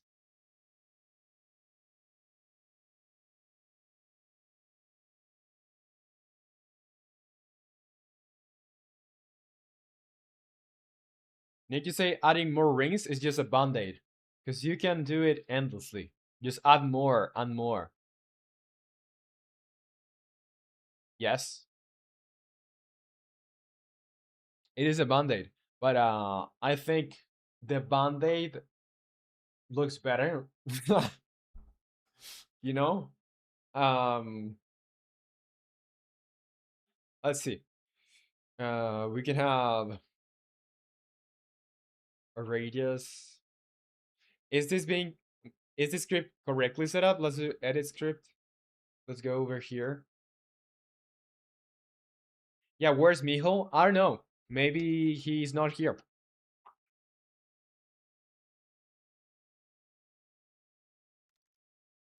So I don't think adding more enemies that just don't do anything would look better though. All right, let's just do or test. In here, we want to basically know how many enemies we have, so we'll have to get get both rings. Um, we need a variable, or sorry, we need a function for like getting all of the all of the enemies in here. And Brady the Bread says, "I love bread." Well, welcome, Brady the Bread. Welcome to the stream. How's it going? And Miho say, "I'm here. What happened?" I know Asnok was asking for you. Asnok was asking for you. That's all. So let's go over here. And what is this doing? Uh, oh yeah, get ring count is just gonna pass the ring count. And what do we want to do over here? We just want to have another variable that's gonna return the number of enemies that we have on the ring. And basically, if we have possible empty places on the ring.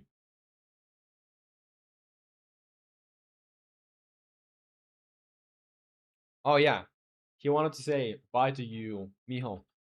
And Brady the Bread says, "I'm good." Oh, I'm very glad. And Brady the Bread, you say, "What are you coding about?" Let me show you. So I'm just making a game over here. It's a game about magic. And yeah, let me just make this bigger so it's easier to see. Like this. So yeah, what you have to do is basically um, go to these zones over here, and some enemies are gonna start appearing. So what you have to do is with your arrow keys, do different combinations, like for example down, left, left, and you're gonna be able to select spells that you later can use to defeat the enemies that are appearing in these parts.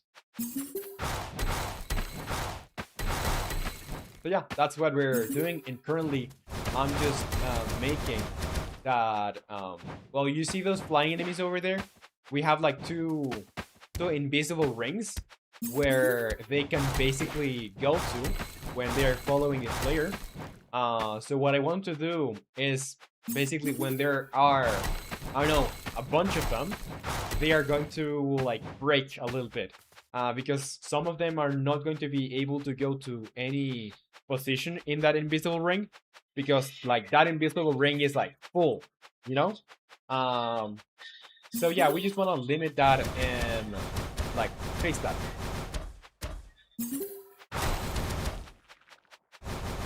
Yeah, and when you beat wave, you can break that cube over there, and another zone will spawn. Oh, and another zone.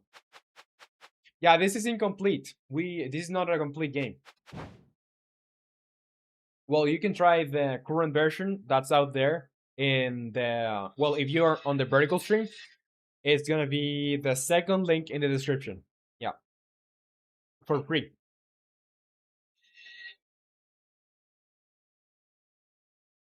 Asnok says bye. Bye bye, Asnok. Take care. All right. So over here, let's see. We just want to do a public int. Um,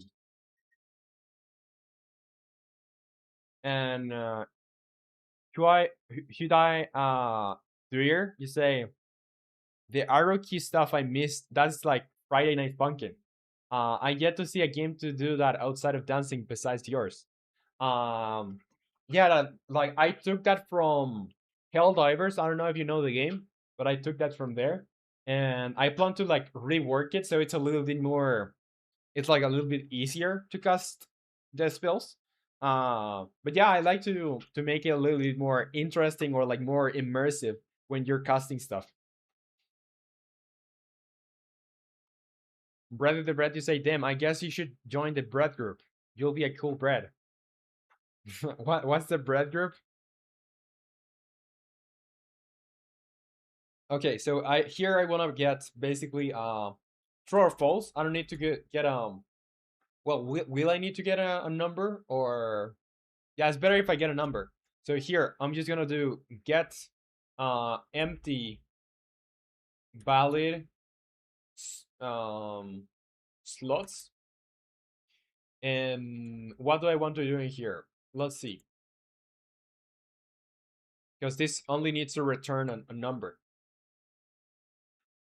and I'm gonna make this int result equals 0.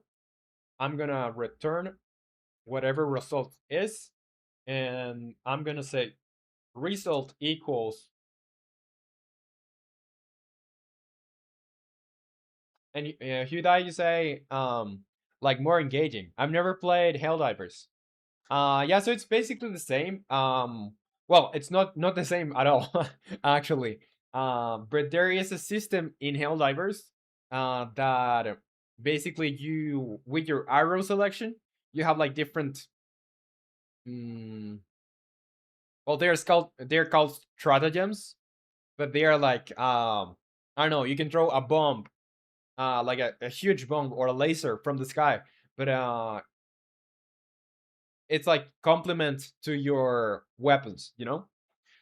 So I decided to take that and like make it into like a magic system. And Ready the Bread, you say? I'll see you later. I have exams tomorrow. Well, good luck with the exams, Ready the Bread, and I'll see you next time. Take care. Bye bye. All right. So here, where do I want to get this from? Because I have 2 rings, and can I just get? I forgot to like how to know which one is occupied or not. I guess it's like a bull, like a true or false. So let's check over. Okay, flying enemies on slots. I guess that is either null or not null.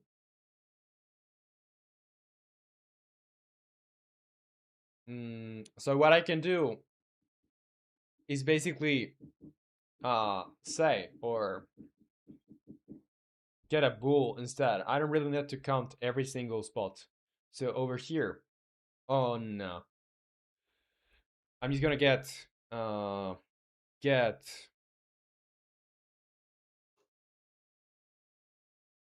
is rings full, get rings full, get R rings full, and this is gonna return true or false depending on if there are empty spots on the air slots.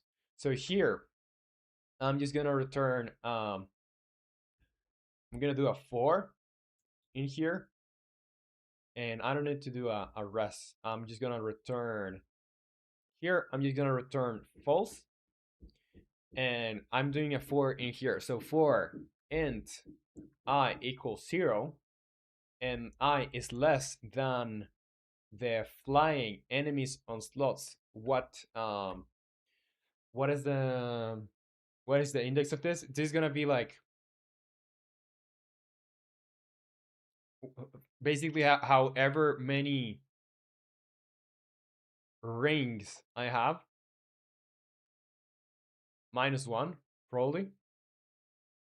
So this is gonna be ring count -1, and that length, and I'll do I plus plus. So for however many positions I have in one of the rings in the upper ring, I'm gonna like basically ask every single position, okay, are you empty?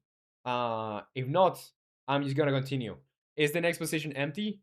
No. Is the next position empty? No. Is the next position empty? You know, until I get one that is empty.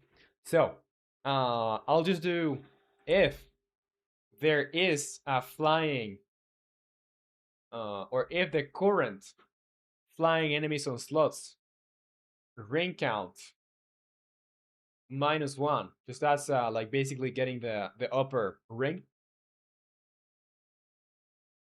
The current index, so I is null.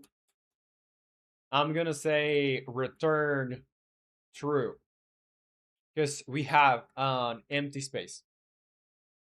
And if I get through this 4, like I ask every single position in here, if they are empty and no one returned like true, I'm just gonna return false. And Hyundai, you say it's like moving the coordinates in like a grid with the d-pad or the arrows, or like a code. It's like basically the same. Like you have an arrow combination, like it could be up left left, sorry, up left left, and then they're gonna give you, I don't know, a special bomb that if you throw is gonna, or like a special marker that if you throw is gonna make some supplies come from the sky, or like a huge bomb from the sky come from the sky. So it's just like this game, like we have it here. Pretty similar. Let me show you. Pretty similar to what we have over here. It's just that they give you like different stuff. They don't have spells. It's just like things to fight war. So equipment or whatever. So for example, up, left, left, up, it's gonna give you something in Helldivers. Here it gives you the fire spell. Okay. Okay, so here, now that I have that thing, I need to use it somewhere. And where do I want to use it? I want to use it on the wave manager, because the wave manager like takes care of spawning everything.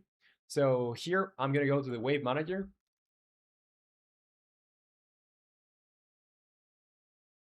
And someplace 12 says, Joe, did you make that?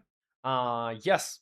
Everything that you've seen, that you have been seeing here, I've made. Welcome to the stream, someplace. Welcome. So over here I have the spawning part of this.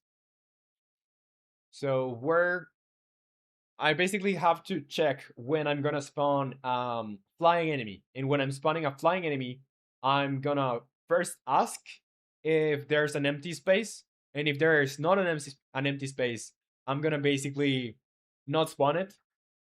So yeah, that is it. And someplace 12 says, did you make that? Yes, I did make everything in here. I have been making everything in here. And Julian is here too. Welcome again to the stream. How's it going, Julian? And or Julian? And when did that make get completed? It's gonna get completed in like a year, probably. A year. And someplace 12 says, Lucky, go play against Japan. What you doing here? Oh, are you talking about Julian? That's Lucky.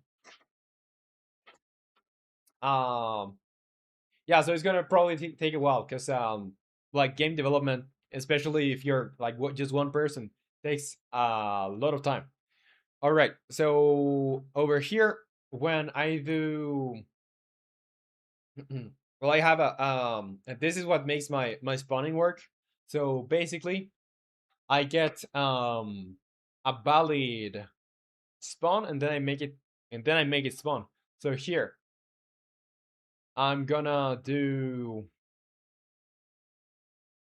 yeah, I get a valid spawn position, and then I get a component of health, get the data, and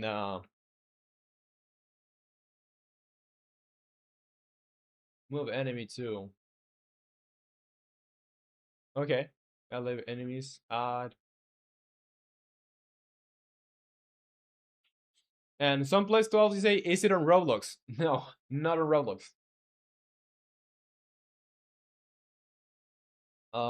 Yeah, I'm just checking where I'm spawning this. So I have a variable probably here, is flying enemy somewhere, is flying entity. So over here, when I get a valid spawn position, I'm gonna like basically pass this to get valid spawn position. And here, what do I do? What do I do? When I get a valid spawn position, it's gonna like be different between depending on if the enemy is a flying enemy or a regular enemy. And yeah, for example, if it's a flying entity, it's gonna be the result is gonna be the hit point, because I'm casting a ray. Like basically, when I want to spawn an enemy, I'm getting a random position in the dome that you saw in the zone, and I'm like casting rains or casting rays from up. So I make the ray hits the ground, and from there, from that hit, I'm gonna make it uh like appear there if it's a normal enemy. And if it's not a normal enemy, I'm gonna, if it's a flying enemy, I'm gonna make it spawn not from the point, but a little bit up. So it's gonna like start floating. And someplace 12, you say, can you teach me some basics of coding? I made a game model, but don't know how to script. Um, well, I can suggest you where you can start to learn, because yeah, basics. Well, there's basic like mm, variables, but I don't think it's gonna be that helpful. I think I can probably drop some names for you in here if you're interested in learning how to code. Because I don't have any tutorials myself. I would redirect you there, but I don't have any myself. So if you search for this guy, Code Monkey or Brackies, they have like guides, especially Brackies, on like how to get started scripting. And I would suggest also checking Sean Spalding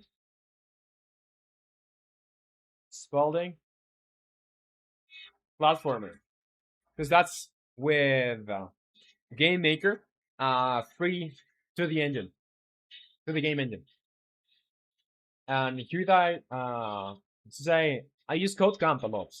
Um, that's good too. That's good too. Well, the thing is, code. I would say CodeCamp is more like general programming, but it's super nice too. Like if you know the basics of programming, like it's gonna be super easy for you to like just pass that knowledge to game development, because they are like basically super similar. Or rather, it's not that they're similar. Game dev is just a branch of like coding, or the coding that you use here is just a branch of like regular coding.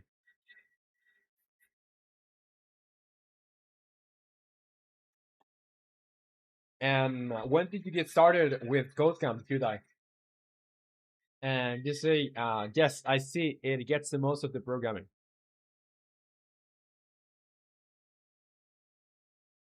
Yeah, it's very nice to start there, because that way, like you have more context, and when you add or when you learn from other sources too, like you get more from the learning, you know. All right, since you have like a little bit of context from before. All right. Here, when I do the get valid spawn position, I'm gonna get a vector, but I also could get something else. I could get like a vector and um in a true or false. Mm, because yeah, basically, as I said, I need to know that the enemy I'm trying to spawn is can't spawn or has enough space to go to the ring. So let's see. I'm just gonna return over here. Can I do a double like a bool too? No. I'm just gonna return a tuple. So I'm gonna return vector 3 and um a bool. So here res, yeah, result is gonna be a tuple of vector 3, and bool is going to be equal, or that's going to be our result, and result equals, or result dot item 1 is going to be our vector 3. And should I say 4 months ago, but 1 week ago, seriously. Alrighty. And learning all the data types and learning what functions or methods are kinds of loops. But I'm still learning in C as well as pointers or memory. Um, when I started learning, I really didn't understand like anything at all in C sharp. So that's why I started with um, a language that's a little bit more easier to understand. I started with GameMaker, and GameMaker uses its own language that's pretty similar to probably Python in terms of complexity. Um, but yeah, I started there, and from there, then I moved on to C sharp.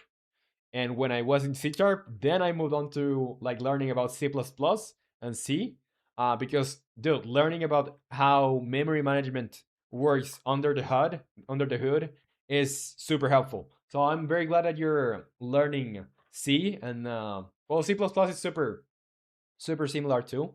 Like it's just like a like an expansion of C. But yeah, it's very good that you're learning from like the base. So then, if you move to another language, it's gonna be like way easier to understand how management works.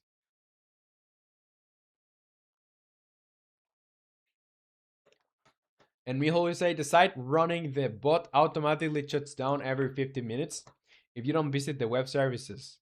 But I have now made the bot ping the server. Hopefully it works. Well, let's see. Hopefully it does work. Yeah, let's hope for that.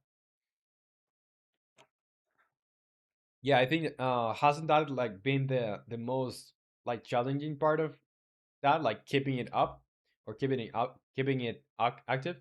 And I saw the change that you did. I can see it over here. Um, so you're typing over on Discord, and is it is it bold, or what did you do? Because it looks, um, yeah, it can be bold, and yeah, it does work. The text does work. It looks, I don't know how to describe it, but it looks better. Like I can tell now, it's a username. Okay, so over here, item one, rest at item one, and why is it not allowing me to use this? Rest is already defined as the scope. Oh, okay. So I'm not defining this again. Rest is just gonna be that, and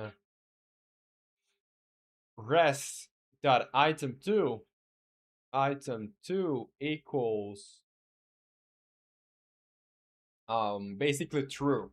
It's gonna return true every single time unless uh I decide otherwise somewhere else. So here, if is flying enemy, or yeah, I'm just gonna do a check over here first. If is flying enemy, or is flying entity, sorry, because it can be like anything. If it's flying entity, I'm gonna first do a check in here. So if mm, player air slots that instance get are rings full. If the rings are full,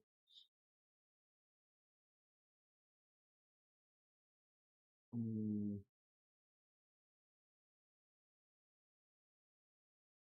well, actually, I should return false in here, and I should return true in here, because if I don't get any valid spots, it means it is full. Otherwise, it's not.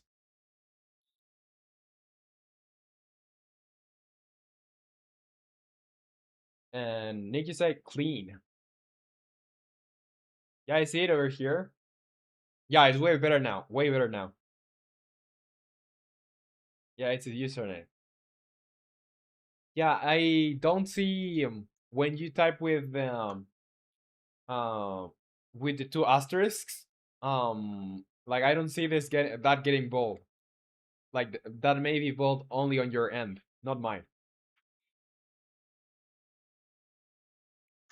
And should I just Dude, I'm changing your name all the time. Hyundai. Hyundai is like, yes, I use GameMaker. I used GameMaker, but I find out using GameMaker's language would hold back learning programming skills in my case. So I started to learn C and C++, C Sharp, because GameMaker still has a lot of stuff that you need to learn as fundamentally. Yeah, I think for me at least, it was like a good way to start, you know? Because it is simpler to use and like it gets you used to the the concepts of programming, like using if statements, switches, inheritance, and stuff like that. So when you move to like a more complex language or um yeah, when you use like another language, you already are like are familiar with the concepts, you know. But yeah, you're gonna be like hold back if you're going to another language because you have like a lot more to learn. But yeah, I think for me at least, it was like super good to start there, and I don't know if I would have gone further if it wasn't for uh knowing how to use GameMaker first. And Nick, you say I didn't proceed with GameMaker because of that too. They have a different system to what I was using earlier. Um, yeah. Also, well, you could do stuff. I don't know. I think it's like a good way to start. But I get your point. Like it's limiting, and that's why I went with Unity. That's why I did the switch because I like basically I wanted to do 3D games, and it's pretty limiting because it's only like it's planned for 2D.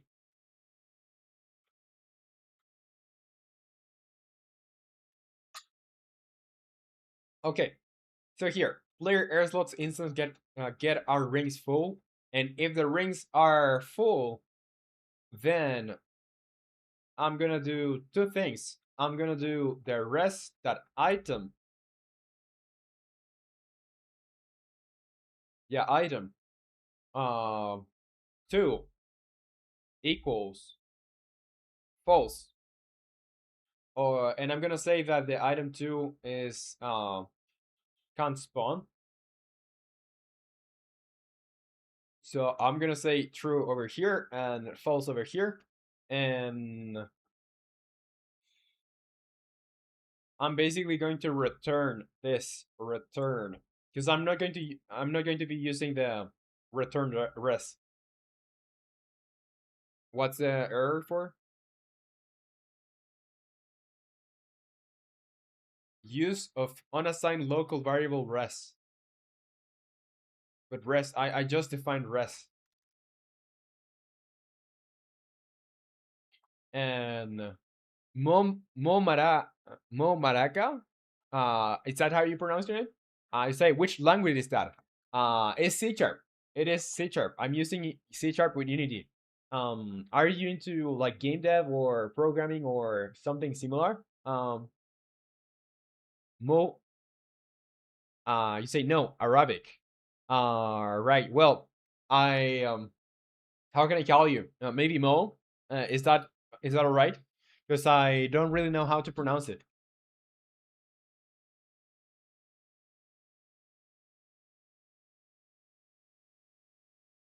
Okay, Mohammed.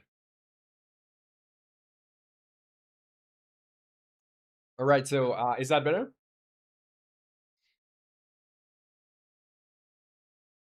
Okay. So over here, let's see. Let's see. So here I'm trying to return res. That's gonna be like my result. That's where I'm like catching this. And well, I guess I could do const spawn maybe. That's it. Over here, prefer explicitly provide a tuple element name. Res const spawn maybe equals true. Okay, yeah, that const spawn equals false. In return, res.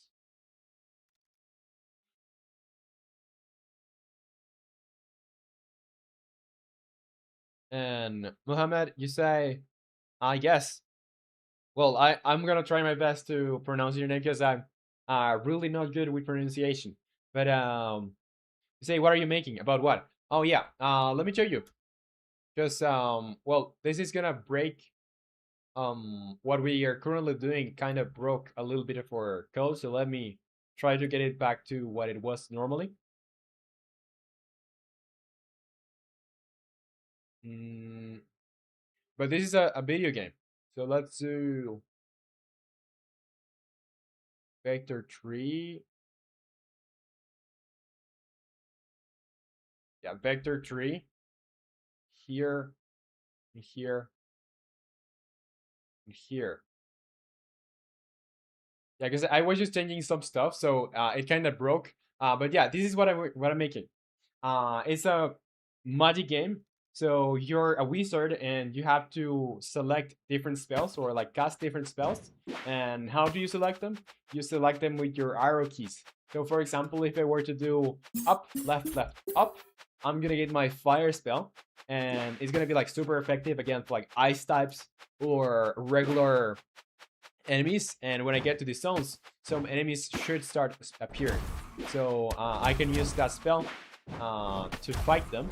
And what you have to do in this game is like beating all the enemies that you get into these zones, and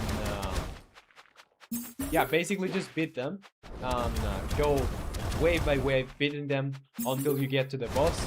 And then you defeat the boss, and that's it. For now, we are just like this game is very early in development. We just got to version 0.2.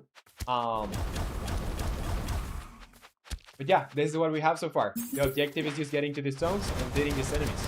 But I'm planning to expand the game a lot more. Say, Mohammed, oh, that's 100 times better than what I could do. Well, this just took a lot of time. I've been working on this for like what, three months now, and there's still some silly errors here and there. So for example, if you get here, there are some errors. So don't think this has been like um very fast process or anything. It just takes time, and I'm sure you can do the same, if not better, if you take the time. So do you also make games, Mohammed? Yeah, let's see over here. Say, hey, glitches happen to everyone. Yeah, like I'm not very concerned right now about the glitches, especially if they are not annoying. Um, but yeah, they have to be fixed, and with time, it's gonna get better and better. Okay, so over here, let's bring back what we had before. Yeah, I'm gonna call can't spawn. Yeah, can't spawn equals true. This is gonna be can't spawn. And Mohammed, you say I want to, but I haven't started yet. Um, well, it's always a good time to start. You say I don't understand C languages, by the way. Well, that's all right. You can start. I would suggest starting with something simple, or watching a couple of tutorials. There are channels that get you started with C sharp. You can check out Code Monkey uh or Brackeys. That's what I always recommend to people just starting, because they have like a bunch of tutorials, and you probably can get kind of fire just with those channels. And you can say, so you say, with that, I'm finished with my submission. All right, I'm just thrilled to see. When is it's on Friday, right? That we are seeing them, that like the competition ends. And Mohammed, you say, I want to program in Game Maker. Oh, that's awesome then. Awesome. I think that's a very good place to start. I would recommend Sean Spalding then. Sean Spalding. He has a tutorial um, about making a platformer. That's where he started. You say, yeah, you start with Java code. You say I can give you a sneak. Mm, no, I'm gonna wait. I'm gonna wait. I'm gonna wait. I don't want the sneak because I want to get the full surprise reveal. And say I'm already done. And Mohammed, you say, how do I pronounce it? I just wrote it for you. If you see on the description, I wrote a message on there. Sean Spalding is the one. So it's the last message that I sent.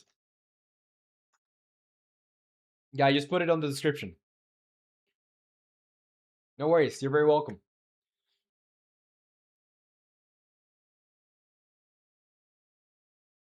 So you can say, so you say it's nothing good actually.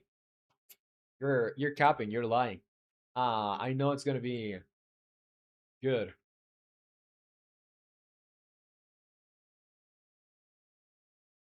And you can say, so you say, plus I need your permission to post it because it has something related to you.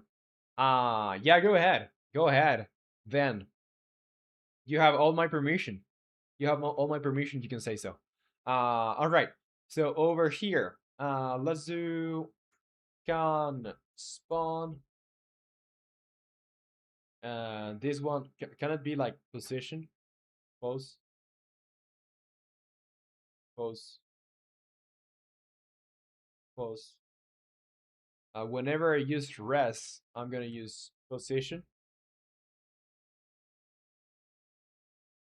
Res dot position, res dot position, and I want to return res. I think now we shouldn't have a problem with this, at least not here.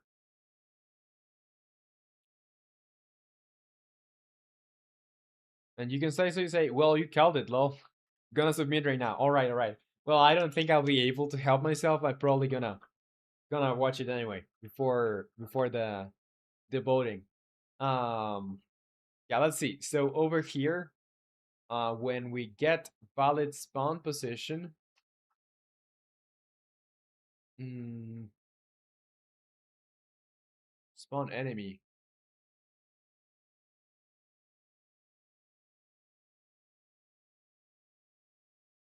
Okay, I have two functions, I believe. Maybe get valid spawn position because I have one with where I have to like set the the flying thing. Hmm. Because when I call the spawn enemy, what is happening? When I call the spawn enemy, I'm basically grabbing an enemy from the list. I'm setting it active, and I'm basically like placing it somewhere. But I just want to move the enemy to somewhere. And if I don't know what the entity is, then I'm not going to be able to. Mm,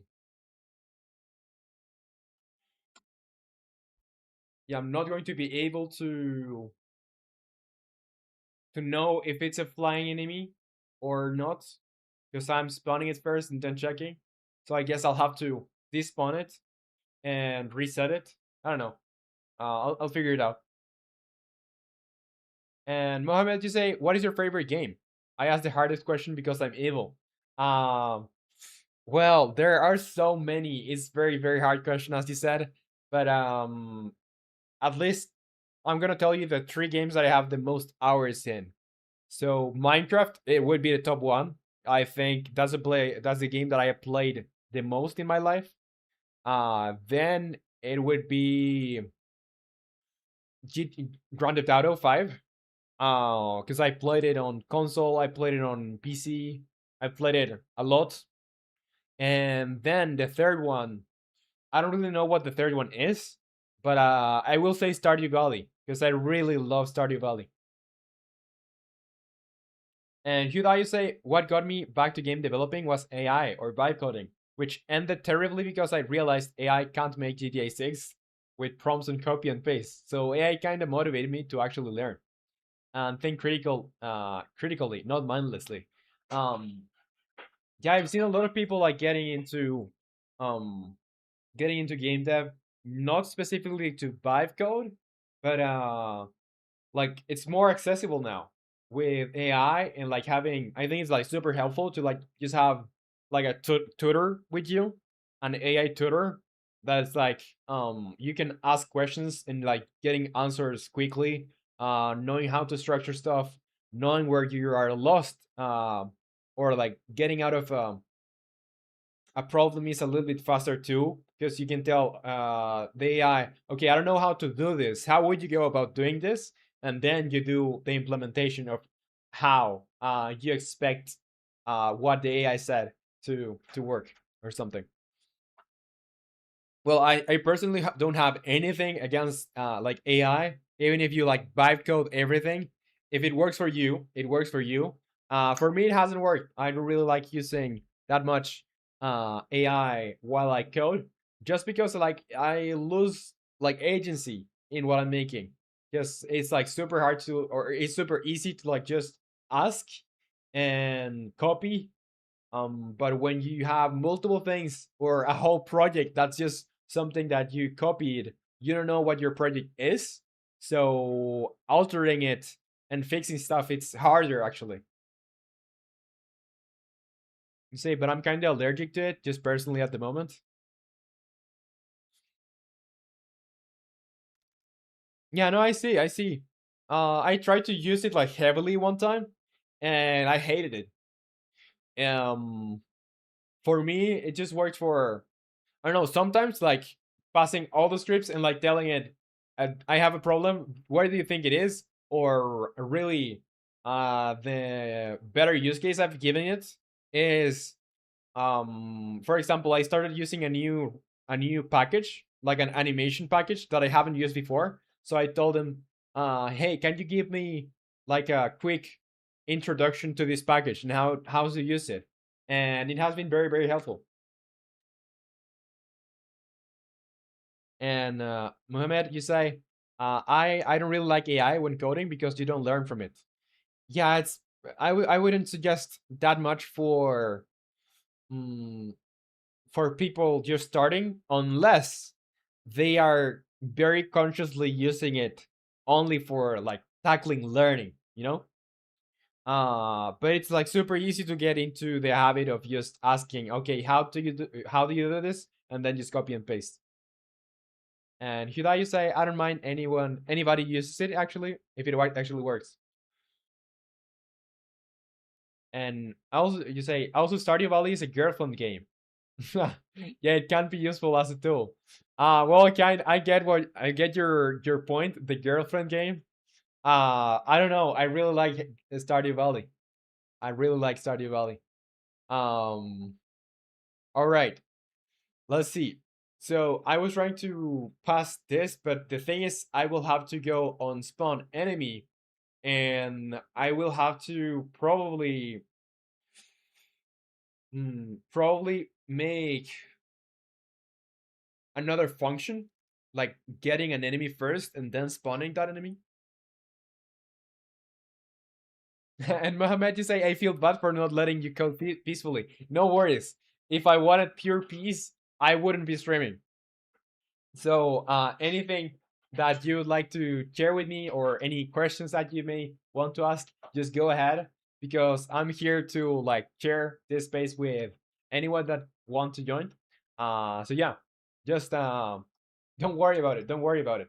I do make sure that I have my, for example, in the morning I work solo, no interruptions. But here while I'm streaming, it's not um it's not my priority to like be super super fast, but rather just working alongside people that may want to join.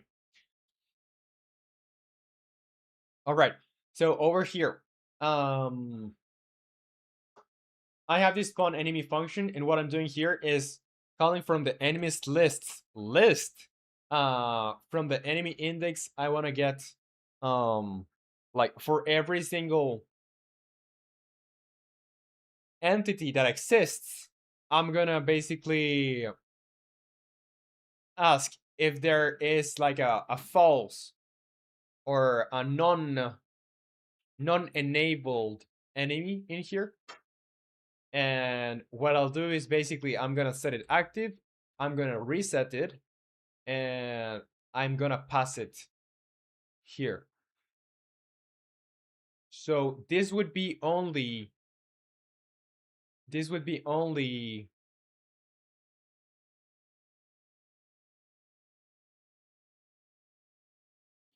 passing an already existing enemy. So I guess why am I using the position then? Oh, okay, it's just for new enemies. Just for new enemies. So no problem at all. I could just do that to cache that enemy and like make it go away if I believe I won't be using it. And Mohammed, you say, can you code in GML code? I haven't tried GML. What's GML? Oh, game maker language. I could probably get into it again, but the last time I used it was when I first started. Like, I was 15 or 16 the last time I used it. Now I'm 22. So it has been like 6 years, something like that. Um, I think if I were to like, if you give me a week, I could use it again, but not now. And Hyundai you say by girlfriend game, I means like there's just it's this thing where kind of meme where girlfriends put it to play with their boyfriend, but the boyfriend only plays it once. Yeah, I know. There's like um yeah, like that's a meme about it, and also like people marrying in that game. Like you can marry um the people you're playing with. Yeah, very interesting memes. But yeah, I don't know. I just like the planting part of the game. The like having your own like garden or something. It's pretty peaceful. Pretty peaceful. Um, okay. So here, when I get valid spawn position, I'm just gonna set this to basically. Mm, yeah, I'm gonna make it so you don't really have to assign this if you don't want to. So I'm gonna make it over here, vector 3.0. And if I do vector 3.0, let me check if where I'm initializing this. Instantiating initial enemies. Okay, that's right. That's okay. Where initial spawn position. And initial spawn position is on. It's a place. Let me see where that place is. Let's go over enemies manager, and I have an initial spawn position. Let's check where that is. So all the enemies are here. All right. So I guess I'm just gonna make that this thing over here. Let's see. Over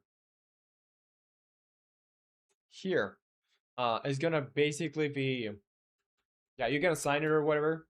But if you don't assign it, hmm, well, I'm gonna move it anyway. So I'm not going to have this over here. I'm just gonna do initial spawn point, that position. And now, if I go over here, I don't really need to do the get valid spawn position. I'm just gonna ask for an enemy index. And you can say, so you say submitted. And I bribed Nick, he's giving me the award. Well, let's see. How easy are you to be bribed, Nick? Well, to be honest, I wanna check it. And Muhammad, you say, wait, sorry for the interruption. I didn't see the YouTuber that you were telling me about in the description. Can you write it temporarily? Yeah, for sure. Let me put it again for you so you can check it out again. It's Sean. Well, I'm gonna search it so I make sure that it's. I think he changed names. I think now it's Sarah Spalding instead of Sean. Let's do Sarah Spalding. Yeah, it's Sarah Spalding. So here, I'm gonna put a link Today I'm starting something. to this list because this is like super helpful. So yeah, it's Sarah. Let me put it over here. Yeah, this was 8 years ago. I think I saw it when it was posted like 1 year or 2 years ago. Okay, so that's it. There you go. Yeah, no worries. You're very welcome. Um, you can say so. You say bribe with some words, by the way. Okay, not that hard to bribe then. Right. So let's see. Now that we spawn something, we can check basically over here. Um, I can store. Yeah, I can store over here. Vector tree position. I'm gonna store a tuple, and a bool can spawn. And I'm gonna ask. Basically, this is gonna be or. How can I call this tuple? Mm, Pause. I'm gonna call it position unspawn. Pause unspawn. And this is gonna be equal to get valid spawn pos. And I need to pass new enemy data. Or just well, I need to get the enemy. So how do I get the enemy data? It's gonna be over here. So I guess I could do this, and then this is gonna be new enemy data is flying entity.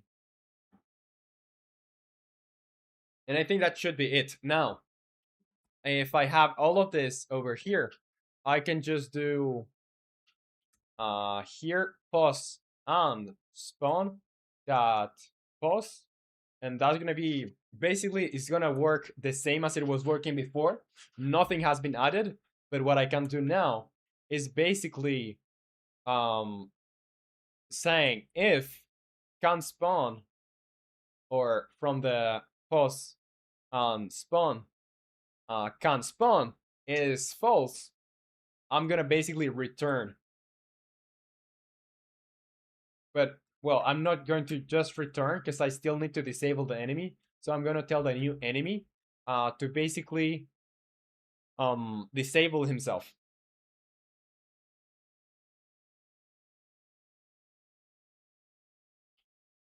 And Hudai, you say, yeah, I recommend her. She works for Toby Fox. I didn't know. That's epic. That's epic.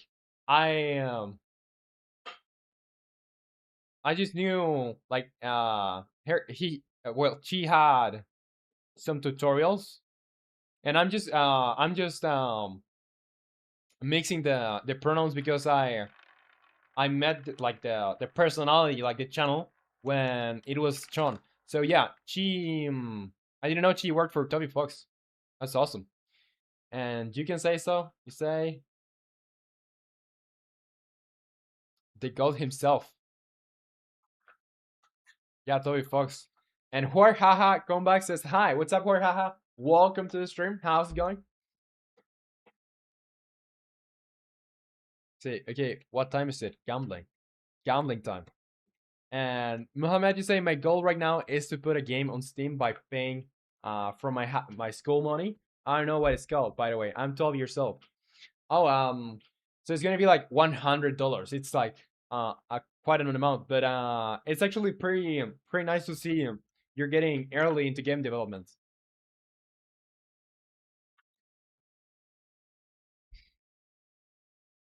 All right. So let's see. New enemy. I'm gonna disable it somehow. So here, let's go to the definition of the enemy, because it could be like any sort of enemy. So we're gonna call something from here. Enemy.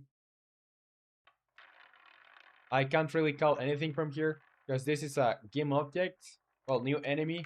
It's gonna be item one. And what is spawn enemy returning? It's gonna return a game object. And what else? What is this int?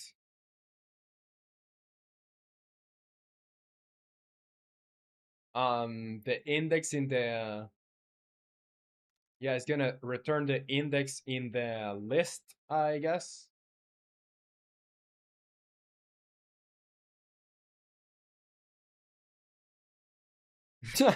And where haha you say all on black, baby. Oh, you lost the 20. And Mohammed, you say from where did you get the inspiration to start?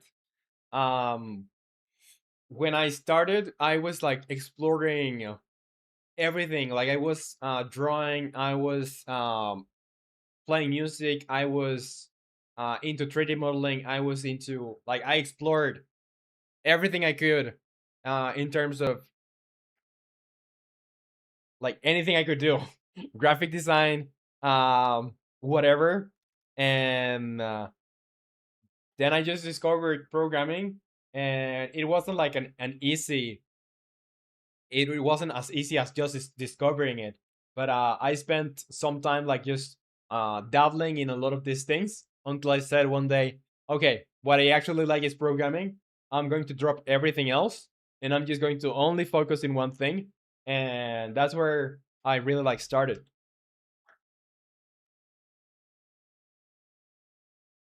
You say I got mine from school. Yeah, in my school they really didn't teach anything about programming. I wish they had. Maybe I could have started it earlier.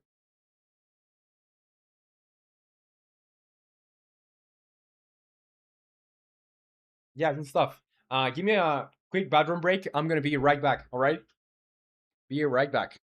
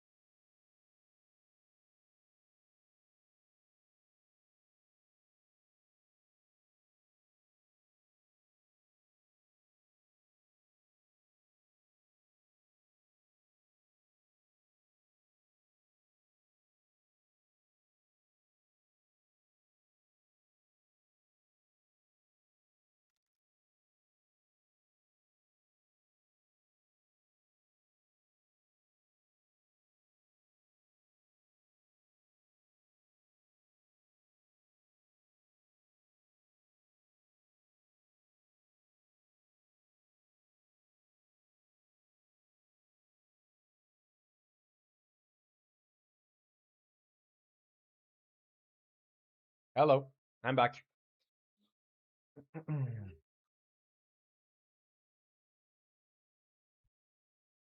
Yeah, you can say so. I got to make some music and get the advancement as well. Bro won 2 goals and lost them all. And Mohammed, you say, what a fantastic background. Yeah, I know, right? It's super cool.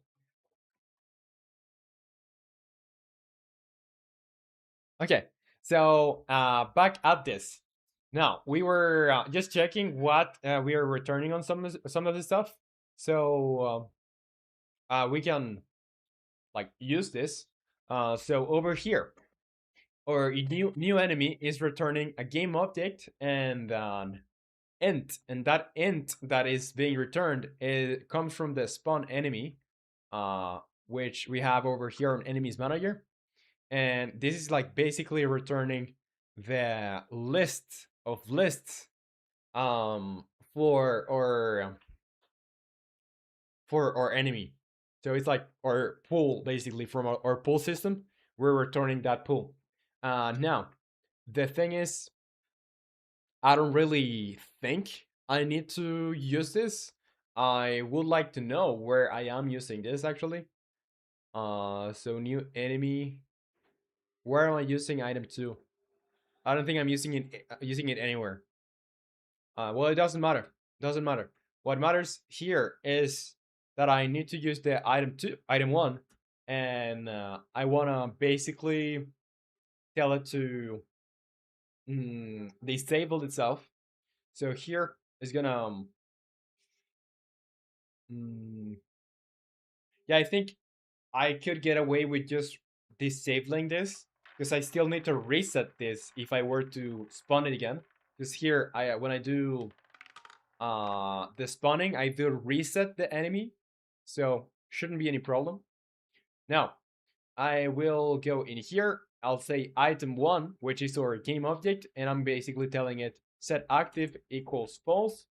And after I do that set active equals false, I'm basically going to return. So nothing that comes after this. So all of these lines are never gonna happen. Never gonna happen if I can't really spawn. So now I need to try this out with um I need to try this out with the flying enemies. Because now they shouldn't spawn if there's no space basically. Mm, so I can spawn equal false. Yeah. So that's it. Now let's try this. I'm just gonna debug that log. Um didn't spawn. Didn't spawn enemy because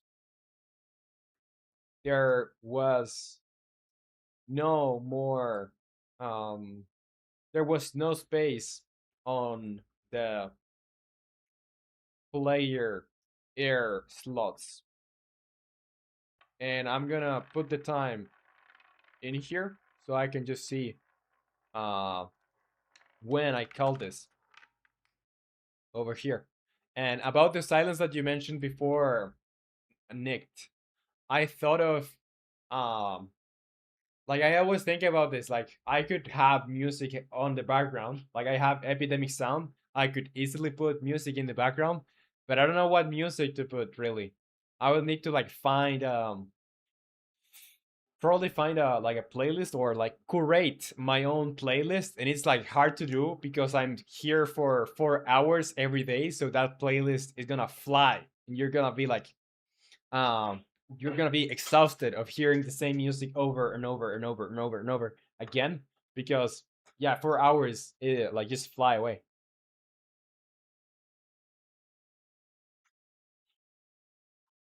Mm, and Haha, you say how old are you? Who are you asking that, Haha? And Mohammed, you say you've won yourself a subscriber. Well, thank you very much, Mohammed. I really, really appreciate it. And I hope you enjoy the channel.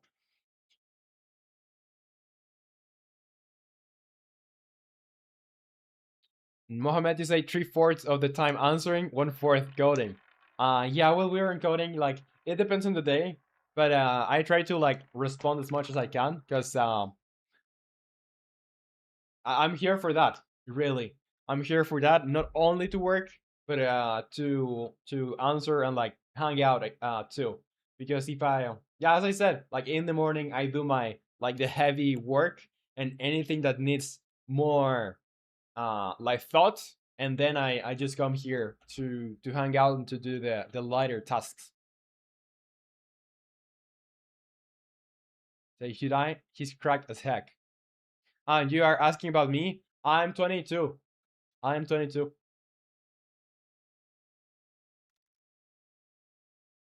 Nick, you say, yes, I like the silence though. It's nice. Yeah, I don't know. I like the jumping. I like the jumping. But yeah, I guess for those moments where I'm not here, it's all right to have a little bit of a little bit of silence. Nice, you won the battle royale. All right, so now I'm just gonna go into the wave manager, and I'm gonna tell it to like basically start spawning enemies faster, so I can get everything like populated in here. And also, before I do this, I'm gonna go into the player, not the movement, but the health, player health, because in there is basically where I say, okay, when the player dies, I'm just gonna restart the scene, and I don't want to do that now because I'm just testing stuff out. So it's gonna be a little bit annoying if I were to just have the enemy or have the player restart everything.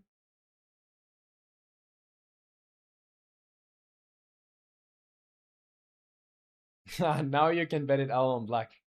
Let's see.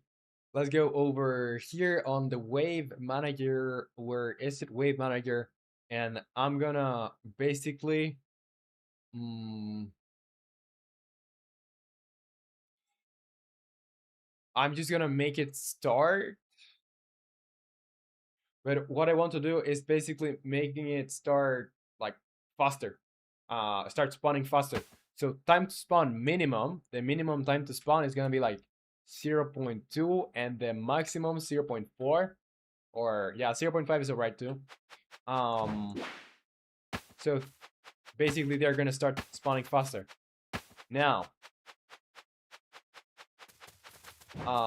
mainly I just want to check because of the flying enemies. I don't really care about the other ones, because I want to see. And let me get rid of these enemies over here.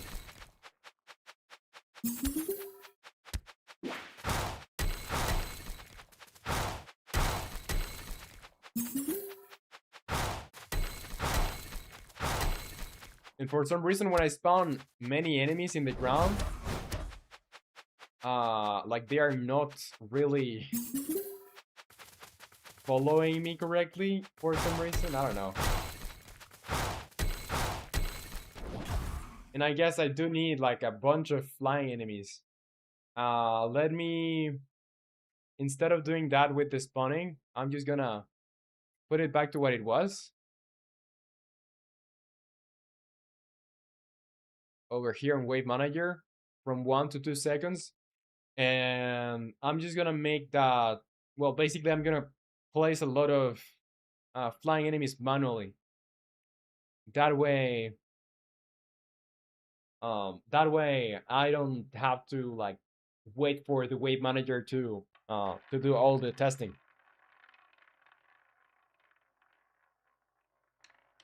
And yeah, I don't know how many commands are there. I don't really know. And Hyundai, you say when you started learning, were the resources you looked at in your native language or in English? English. I've done all of my well, maybe a little bit of my learning, like I don't know, 1% of my learning in programming was made in Spanish, but all of the other like learning has been on English, just because there's like way more resources in English. And FFYNC says, "Hi, I'm new. What language are you using? What's up? Welcome to the stream. Welcome, welcome. So I'm using C# in and Unity. And Sleepwalker, I didn't get your first message. When did you join? Because I didn't get your first message. How are you?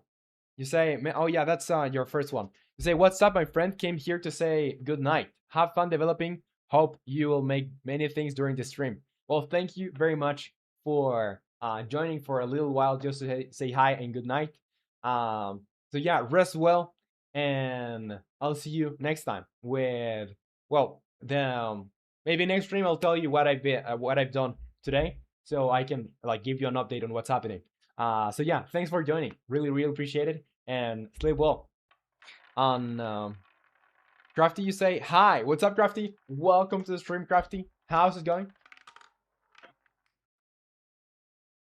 And Mohammed, you say the only problem is that the video gets to me after 10 seconds, so when I comment, I have to wait 10 seconds.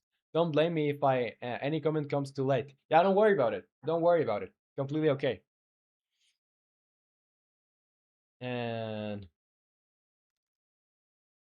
Hidayu said, yeah, like yeah, it's just so there's so many resources in English that at least in Spanish there are not as many, you know. All right. So yeah, I just wanted to place some flying enemies. Let's go over the prefabs, and on our prefabs, I'm just gonna grab a bunch of them. So flying enemy, I'm gonna grab like the regular one. I don't really need to get a specific one. Okay, it's here. So what I want to do is just basically duplicate this guy, duplicate it more, and grab everything again, and other time, and duplicate it again, again, and another time maybe.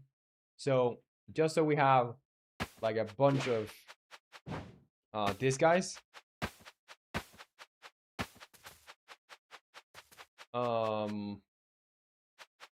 And I think, yeah, the spaces are full maybe. Now I don't only need to do this because the logic of spawning these guys is actually on the waves here. So it's gonna ask if it can spawn. Okay, I think it is working because it did call this. It did call the didn't spawn enemy because there was no space on the player air slots. I guess that's fine then.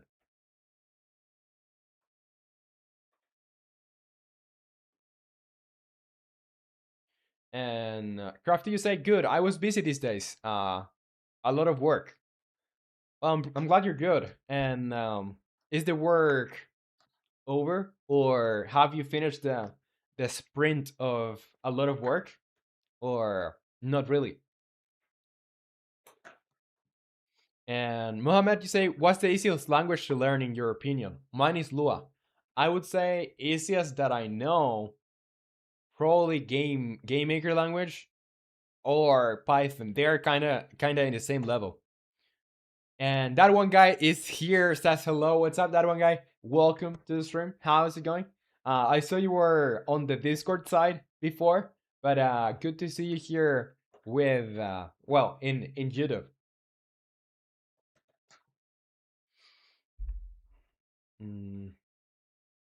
Nick, you say, I'm giving you a second chance because your life savings are nothing compared to my riches. All right, so this is working. This is working. Now, if I were to let me kill this enemy. So first, let me kill these enemies.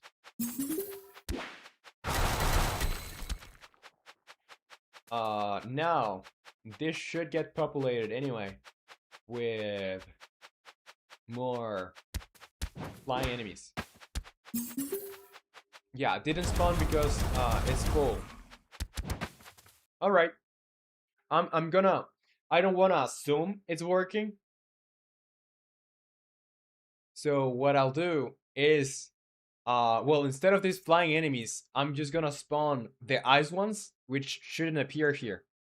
They are not going to be able to appear here, so I know which ones I put myself and which ones have been spawned by the game. I think that's it. Like 29 enemies should be fine. Should make should complete the both of the rings, I believe. Yeah, I don't see any enemy floating. So let's go to an area. I just want to check in there if I'll be able to like, or if the game will be spawning more enemies. Because I just need to make sure no more enemies spawn. Or no more flying enemies spawn if the rings are full.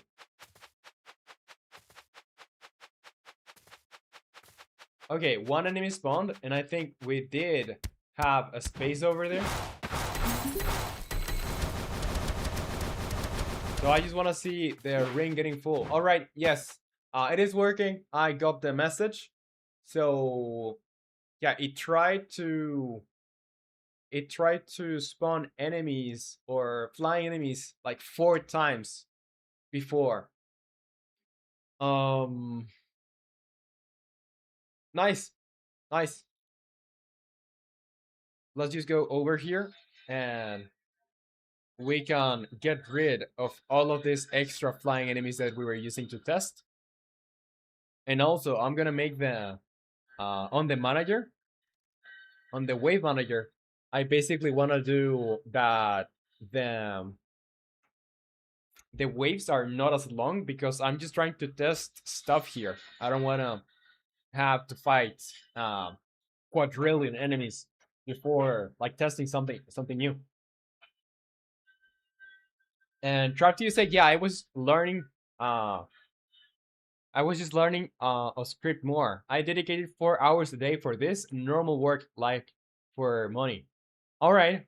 Well, for 4 hours while you also have another work, is quite a commitment. So I congratulate you for sticking to it, because I know it's not easy when you have like to work and then study.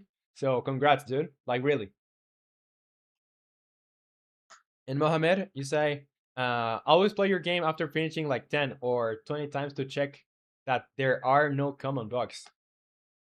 Yeah, I try to do as much testing as I can, but when I have a version, yeah, when I do a release, um, well, Nick and well, most of the people of the community, or a lot of the people of the community, try the game and tell me what they find. So, for example, all of the tasks that I have over here, mm, well, not this.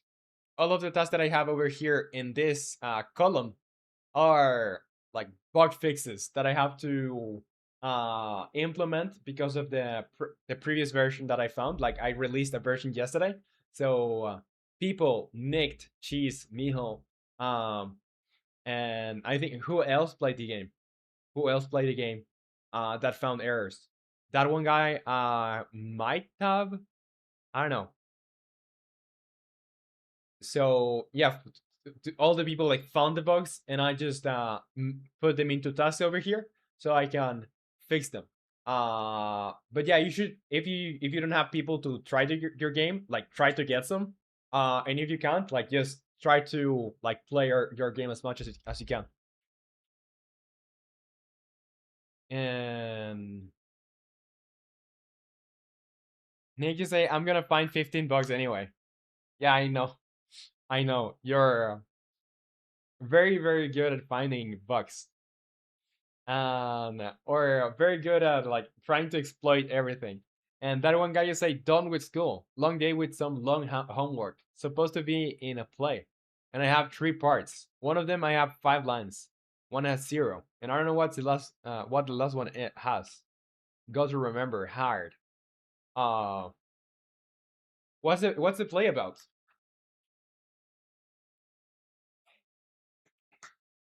Yeah, I hated having to do like plays in school.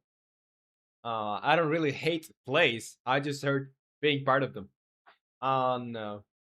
Mohammed, you say, what happens when I jump out of the map? When you jump out of the map, you're just gonna be, you're gonna lose a little bit of health, but you're gonna be teleported to the last, like, valid position on the map you were.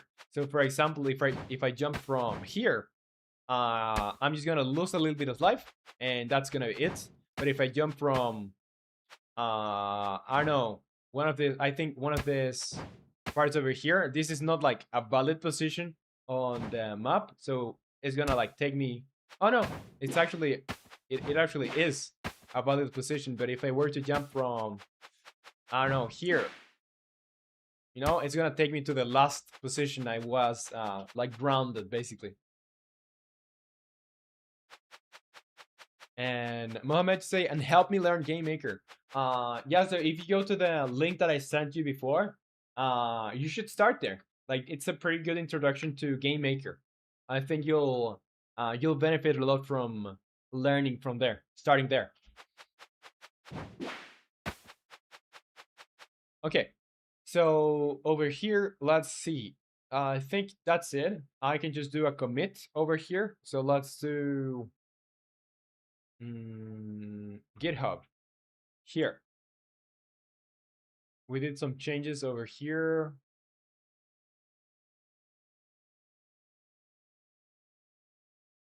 Oh, I also wanted to make a little bit of a change in here. Yeah, player OC.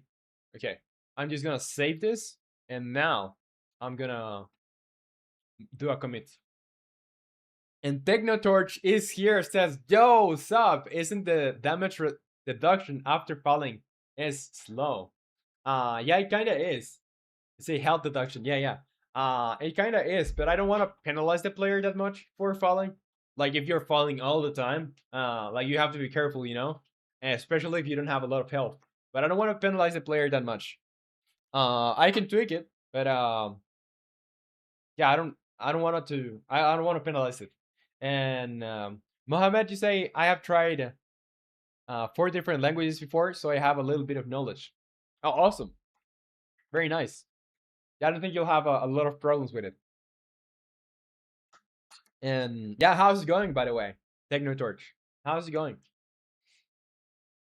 Okay, so here, player health, wave manager.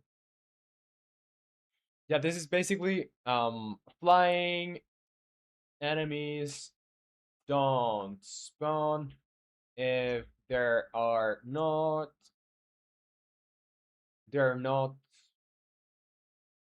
valid places, valid air slots, I guess. So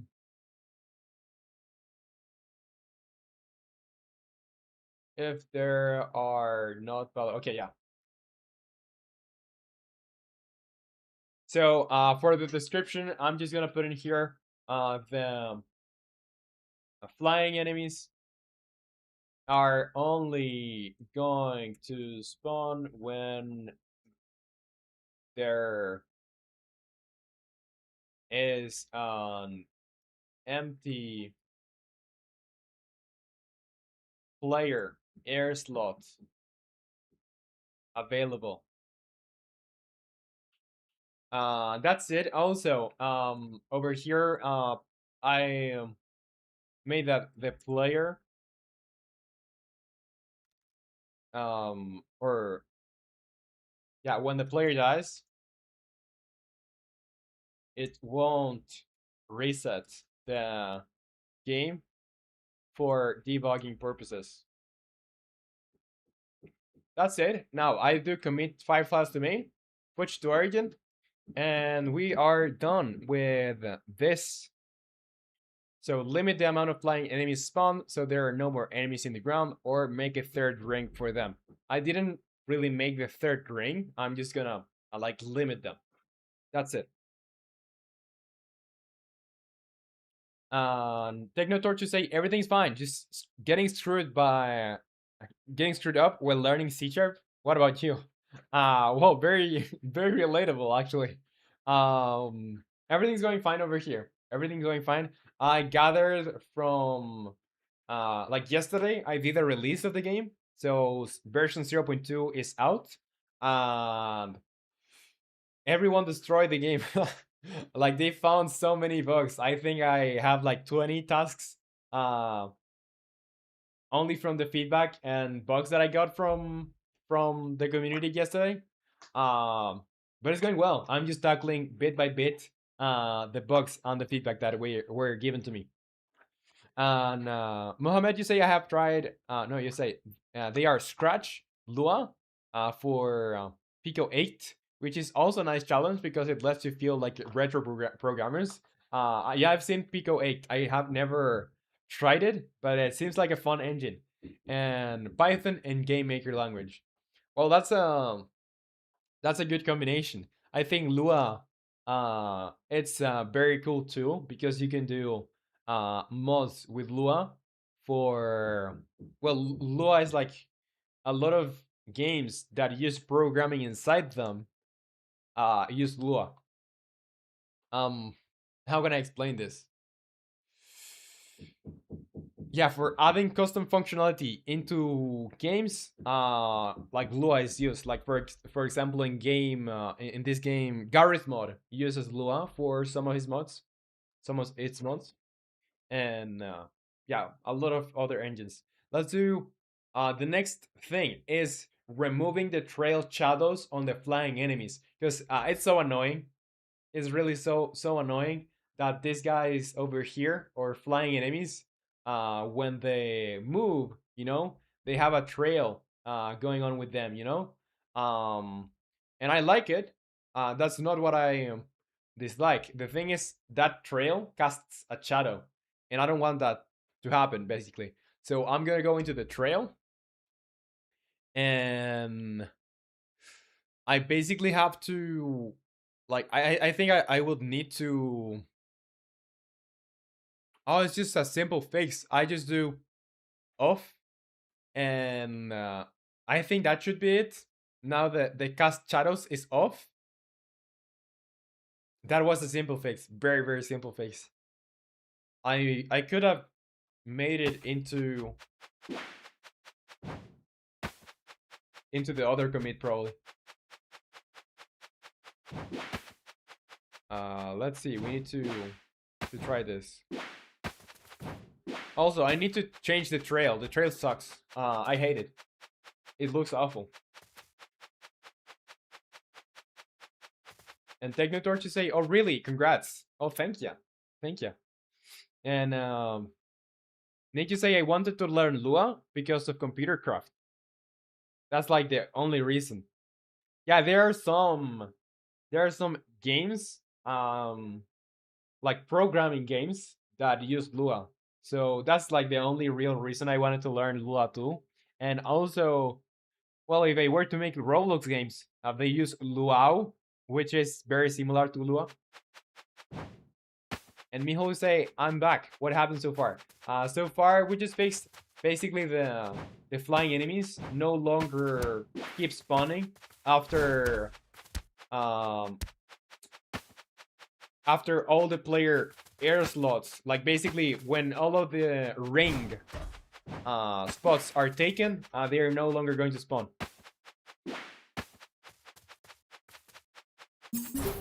Okay. So what was I trying here? Oh yeah, these guys, the flying enemies, are no longer have their trails emitting, like, casting shadows. So that's awesome. I think I'm just gonna make that part of like the regular, the other commit probably. It's not like a very huge change. It's just a toggle that I did on a simple variable. So let's do. Well, I want to see if the flying enemy fire has the trail. I want to see that. Yeah, this guy doesn't have the trail either. So that's awesome. Now let me save this and let me go over here on GitHub. I'm just gonna, yeah, you see that's the only change that I did over here. So instead of like making it its own commit, I'm just gonna go into history. I'm gonna amend a commit, begin amend, and I'm gonna say also the flying enemies trails no longer casts shadows or cast shadows. That's it. Now I'm gonna amend the last commit and I'm gonna force push to origin. I'm sure. And that's one of our tasks from today. Done.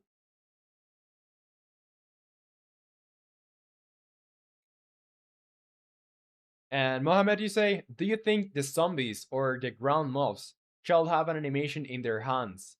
I thought they could have an animation, but like they're going like this, you know. Um, I don't think so, or at least it's not necessary. But if you have a suggestion, like I could make them, maybe wobble their hands or something. Do you have a suggestion for their animation? And Technotorch, you say, looks so fun. What are the system requirements? I don't know what the system requirements are, but it shouldn't be that hard to run.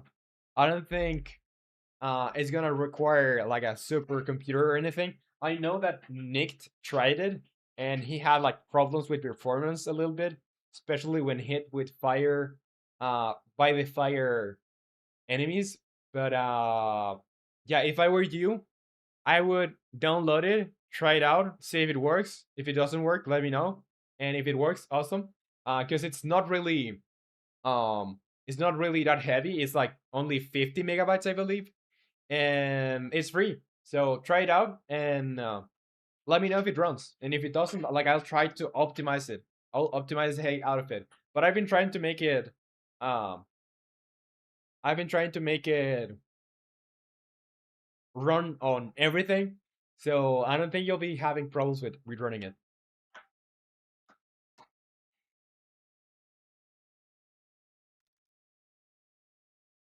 Say, Mohammed, why don't you make a new world under the void? Uh, I like the idea of an underworld, like in Legend of Zelda, Tears of the Kingdom. They have like an underworld. I would like it, but I still need to like this is the map that we have, and this is just for testing.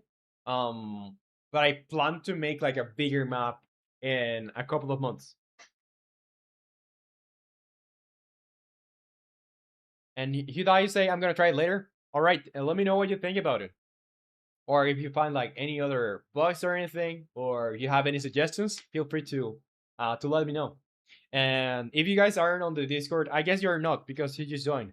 So if you're not on the Discord community, feel free to join. There's a link in the description to join the Discord community. So there, you'll be able to like chat with everyone else, and also like get more updates. Be able to like going to uh like share what you're working on too. That's awesome. Like I like that part because I can see what you guys are doing too. Like this is the last thing that was shared on the Chair Whip um channel. That's a work in progress from, well, this is I think it's this is finished. But yeah, work from cheese.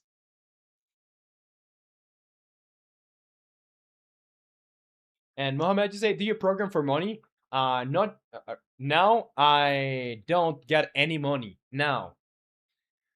I plan to make this game be like a paid game. This is not going to be a free game when it launches. For now, it's like free to try, but the full game is gonna be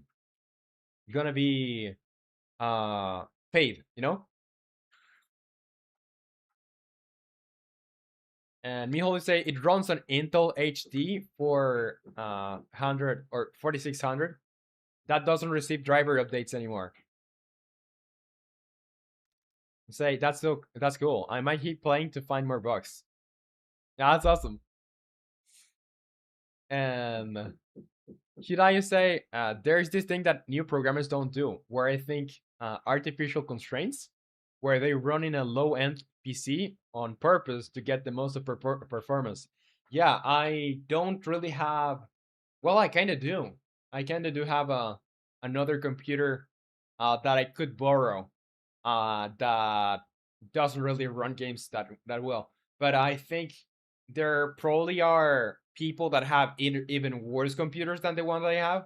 So I would prefer those people to try it out and tell me if they can play it. And Technotorch says unable to accept invite. Says Discord. Um, let me invite you personally, or like let me put another invitation here. Give me a sec.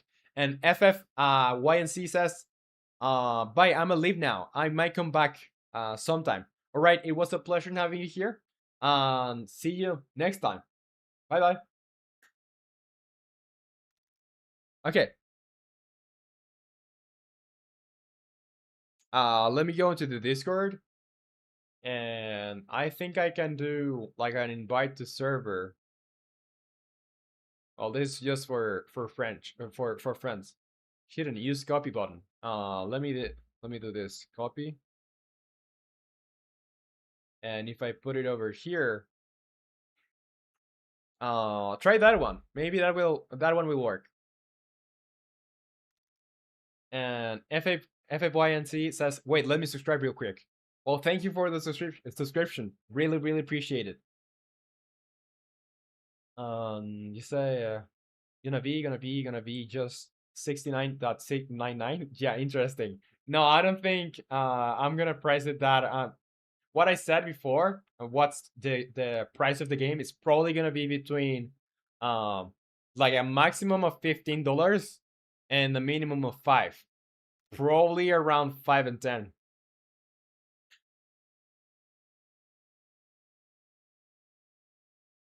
Miho will say, no need. We are the low NPC. It's our duty. All right.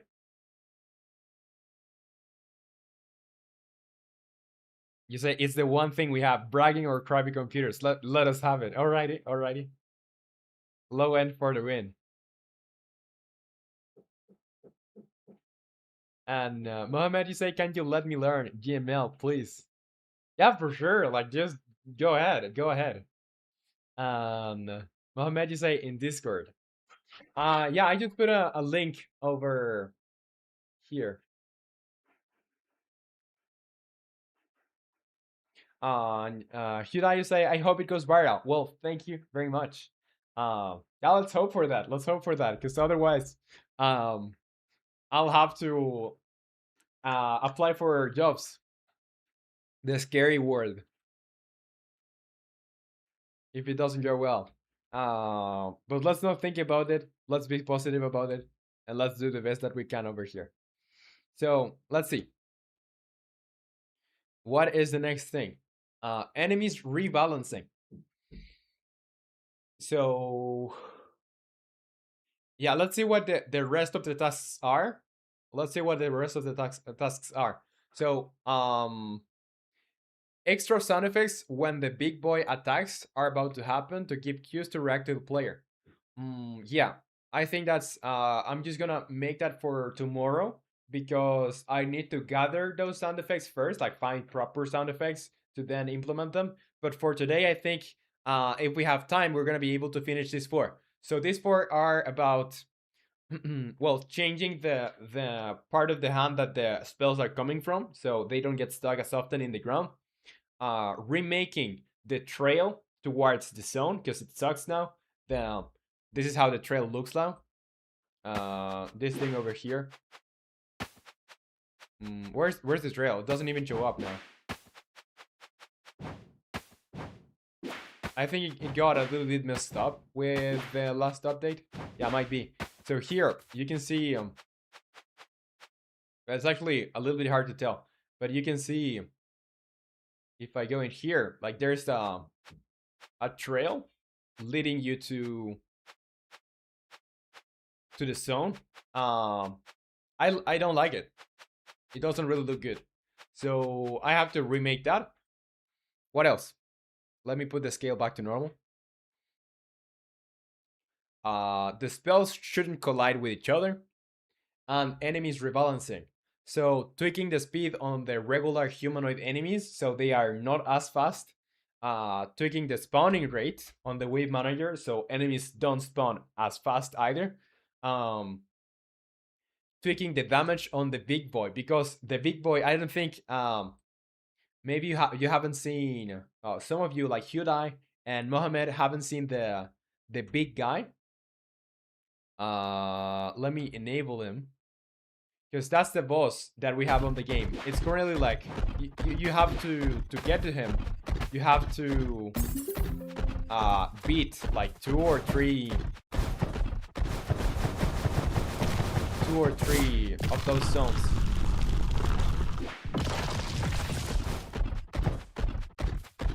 Yeah, but this is the guy. Like he does some charges at you.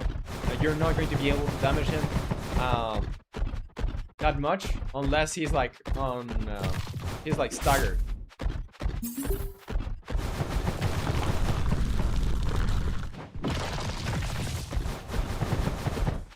And you know what? I might be a pro in this game because since I know how this guy works, basically I know when to attack and when to like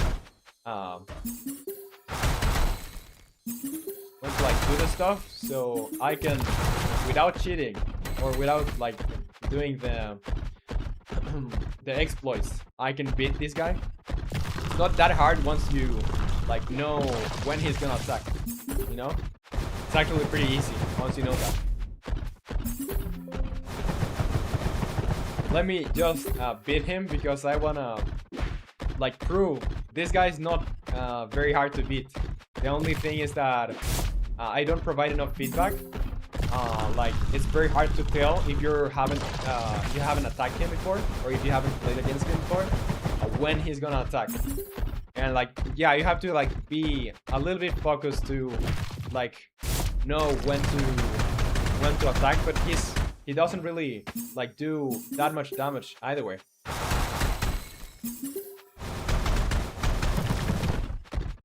Yeah, so you should be able to like beat him after I don't know, 1 or 2 cycles, and you can kill yourself just to make it a little bit easier for you. Sorry if I don't check chat. I'm just a little bit focused on beating him.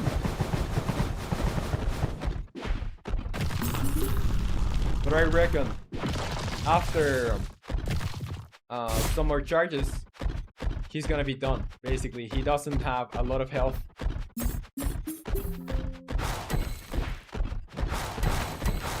And what you can do is basically, yeah, wait until he gets here, and he's done.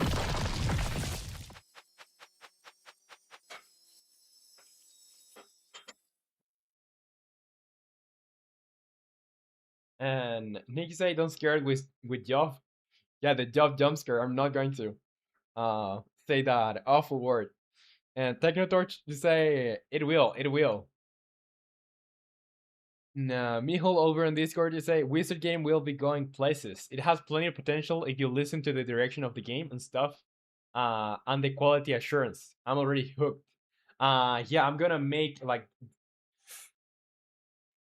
I'm listening to all of the feedback, and I'm trying to like first of all like having a cool experience and listening to the feedback because you are the only ones that are not biased because you're not working all the time in this game.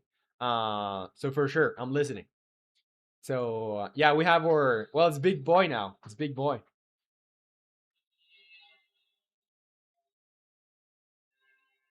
And Hyundai say, man, I just wish I could live in a farm and program the game in my free time. That would be a dream. Living like isolated, or no, I do like the company of people, you know.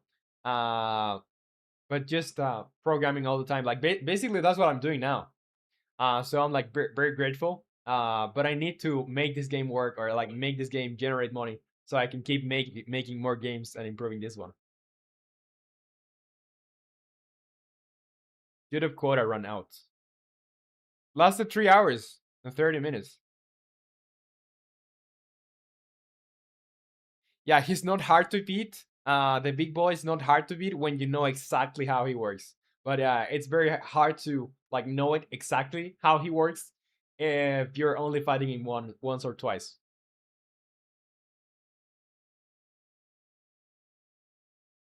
Yeah, it's called Big Guy over there, but he's like Big Boy, and it shows up in the game as Big Boy.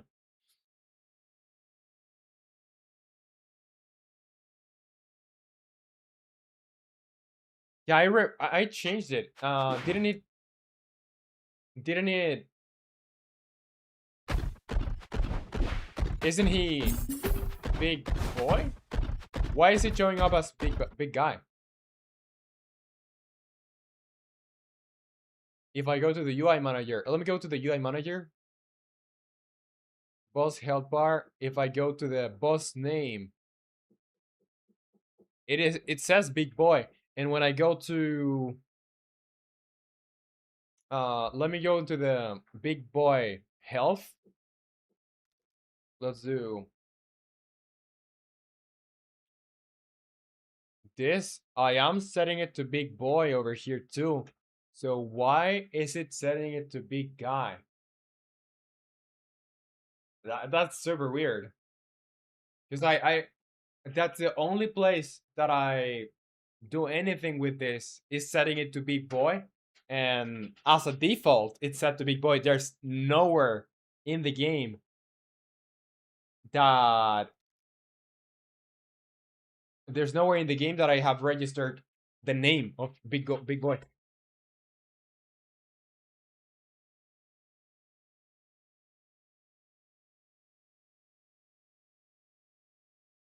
And you say today is the mass gaslighting day. First Minecraft, now stream. Yeah, it's very weird. I don't know. And Mohammed, you say, are you from the kind that doesn't have a life? Kinda.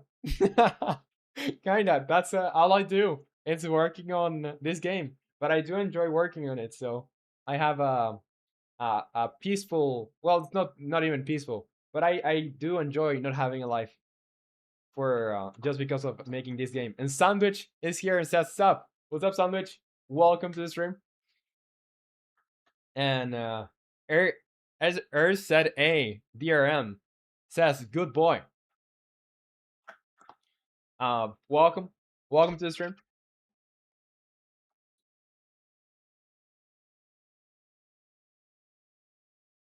You say, what about the prefab? Maybe it's not being applied at all. But this is the script from him. This script is from him. This should update the. This should update the name to Big Boy. So, like, it's literally hard coded to Big Boy. So I don't know. Very weird. Maybe it's when I fight him. Yeah, I don't know. It's not a big deal. Not a big deal. And Mohammed, you say, sorry, I can't sign in Discord. And what the problem with letting it big guy? The problem is he's called Big Boy, and it's showing up as Big Guy. I don't know why.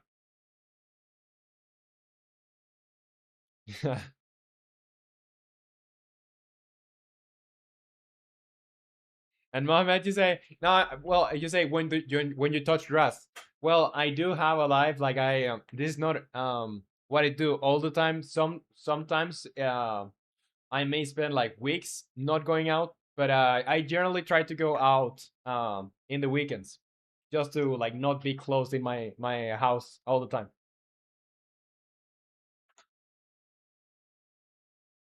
You say, should I? Well, we all have touched grass at least once. That counts. Yeah.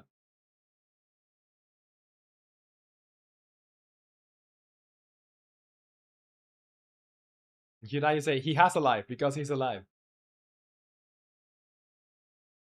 Yeah, I'm gonna check the UI manager. Let me check the UI manager. Because we had a big fight over the name of this guy. So it better show up correctly. Let's go over it's an update. It's update boss health bar. That's it. So here I have a field percentage and the boss name. And the boss name is gonna get updated only when I basically make it set to active. So it's gonna grab the boss name, and the only place where I'm calling this is over here. Well, I'm calling it. Okay, I'm calling it 2 times. Okay, okay. Here Here it was set to big guy. That's the problem with hard coding things. You shouldn't hard code things. Um,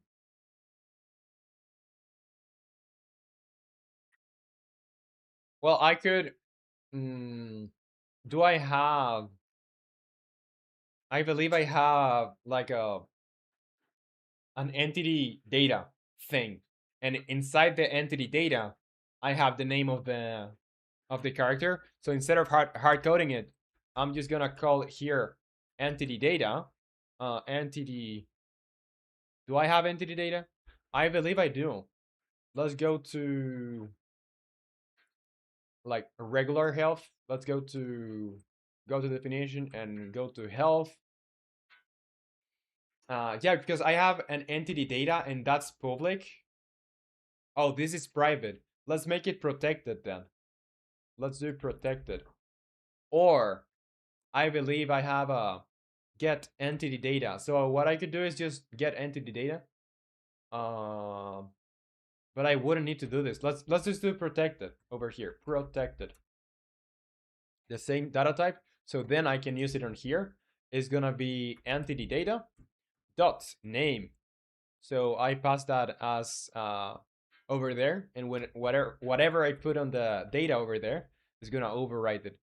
So entity data dot name, and that should make the name be displayed correctly. Now I need to make sure that on the entity data of the big boy, it shows up as big boy. So let me go over here, over, yeah, entity data, enemies, bosses, big guy, and here, I don't have a name, do I?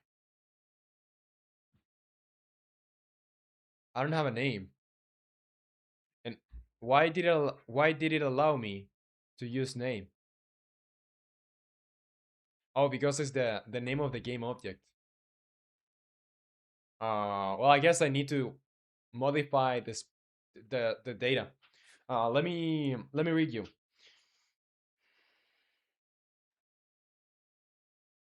Mijo is say, big guy's not his name. He doesn't like being called the wrong name.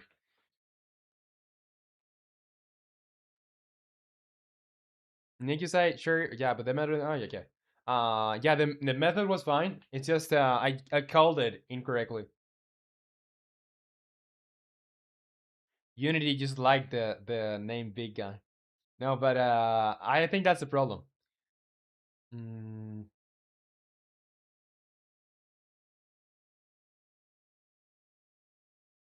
yeah, there was a debate. Okay.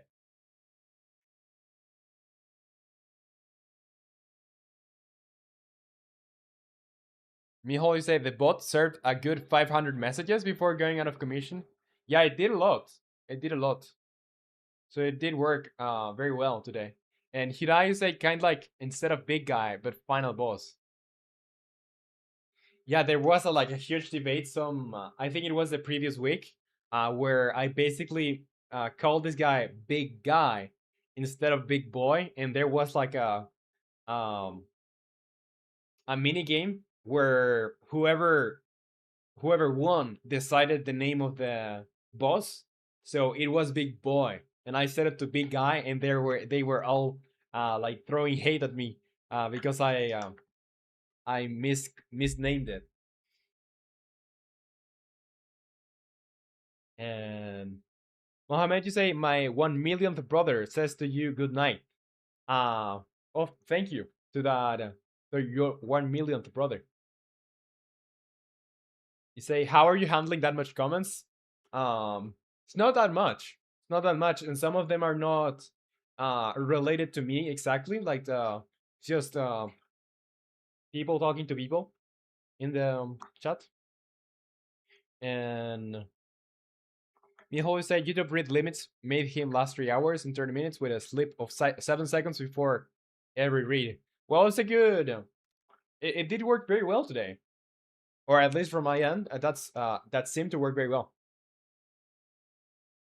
And Hyundai say, I don't mean the naming, but the way it's stored, so it can be changed as a variable, so it's easier not hard coded. What do you think? Yeah, that's what I'm gonna do now. So here I'm gonna expand the entity data because I have a thing here called entity data that I haven't been using that much. So I'm gonna add here public. This is gonna be a string, and that's gonna be called name.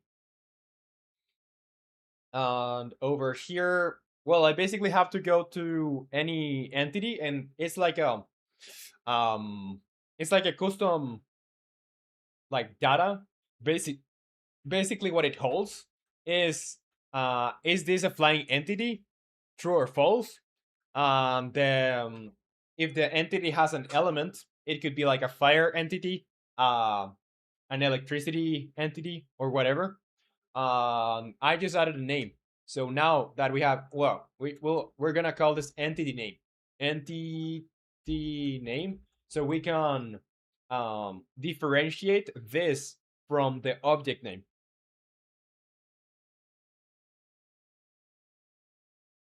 Yeah, I shouldn't hard code this.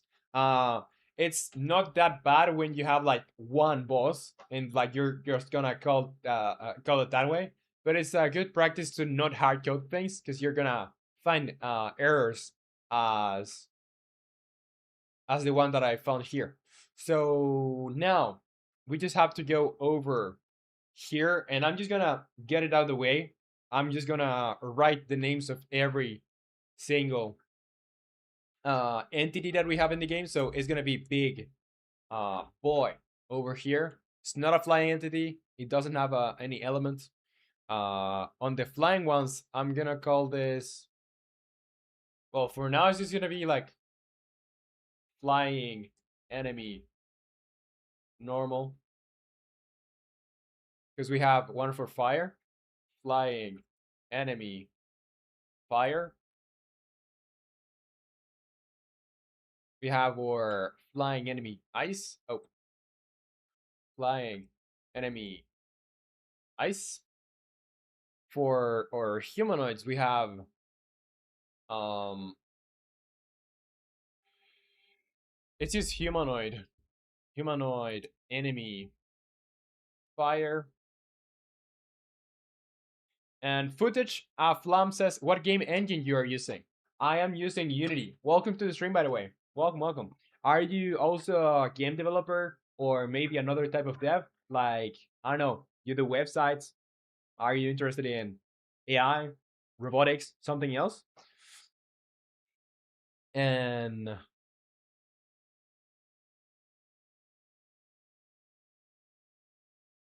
say,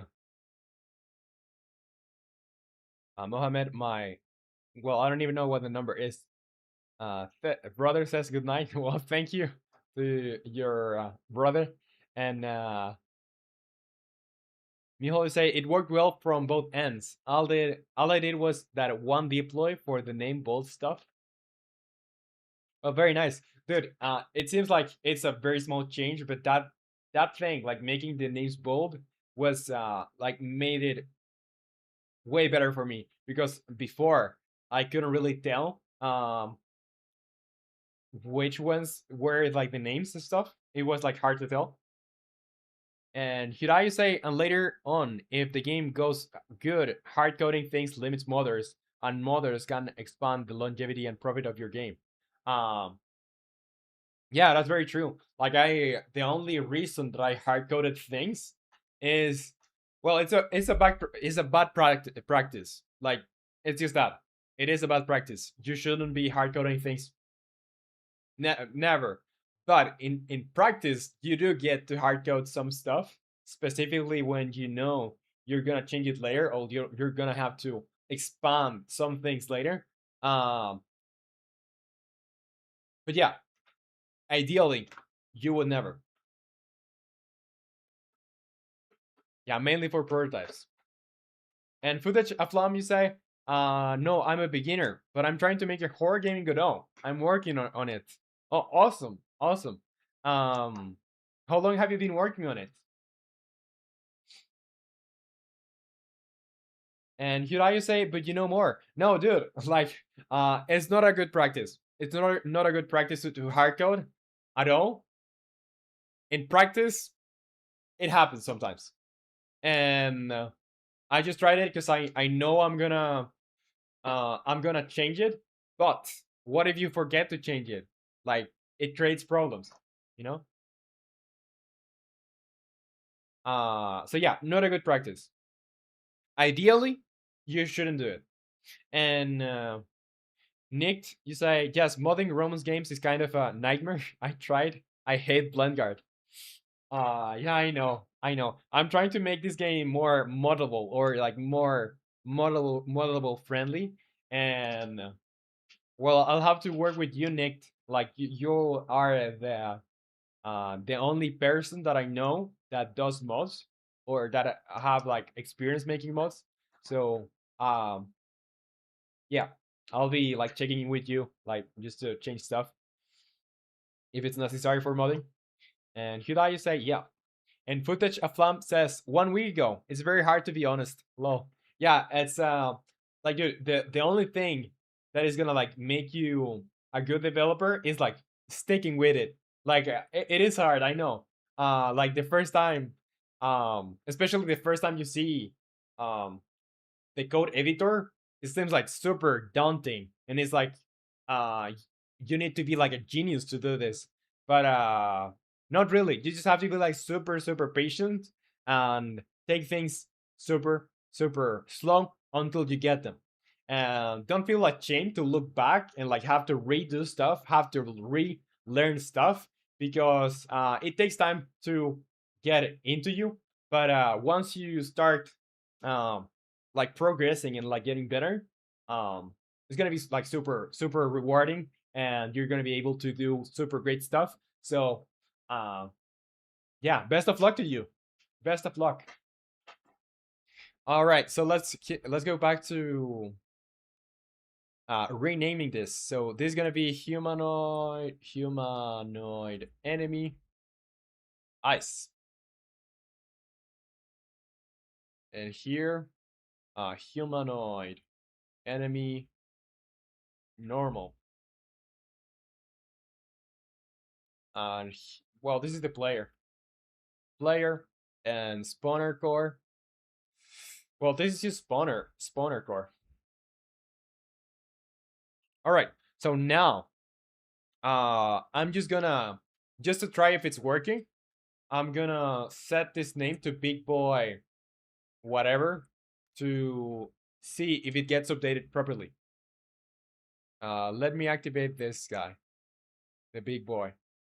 So if I hit him, it's gonna like show up. Hmm. Let's see.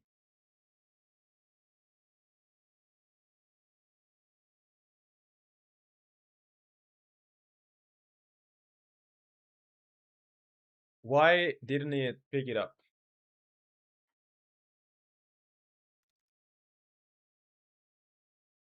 It didn't really pick it up. Yeah, good thing I tried it, because if I didn't tried this, it would have gone very bad. Let's see if I did assign the proper entity in the health script. Yeah, it's a big guy entity data. Well, it's called big guy over here, but it's the entity name is big boy. Uh, so it's not picking it up, not picking it up.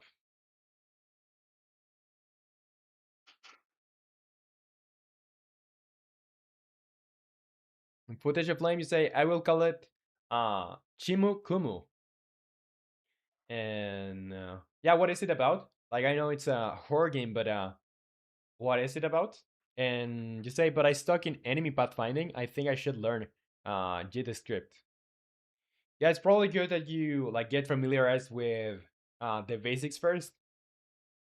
But yeah, especially pathfinding. Pathfinding can be a little bit complicated at first, but I'm sure you'll figure it out.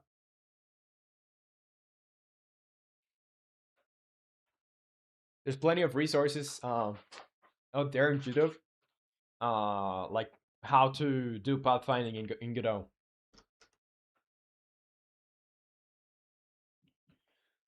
All right, so here let's do.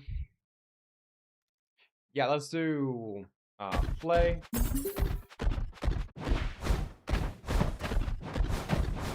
Yeah, it's not updating it.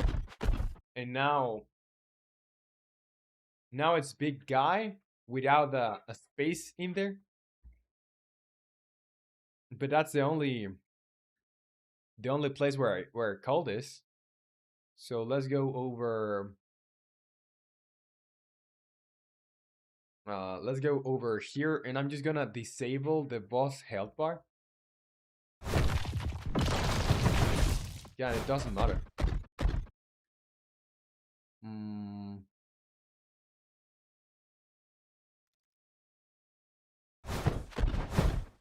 If I disable it again, this should pick up the name again. Yeah, and it puts it back. It puts it back to big guy. So there should be somewhere. I am calling it big guy somewhere. And oh, okay, yeah, I know where. Because remember, I was using name. This is not the name that I want to get. This is entity name. Over here, the same thing. Entity name. That should be it. So now it should say big boy on in parentheses whatever. So just to check that this is working properly. Yeah, awesome. Now, let's go over to the big guy and let's put it to, well, it's not big guy, it's big boy. Let's put the name to big boy again. Awesome. Now it shows up the big boy name properly. And footage of flame, you say? 3D. Is there a way to add hands rigging? Because my player showing no hands at all. Well, yeah, I don't know if are you doing your own 3D models or are you getting in from somewhere?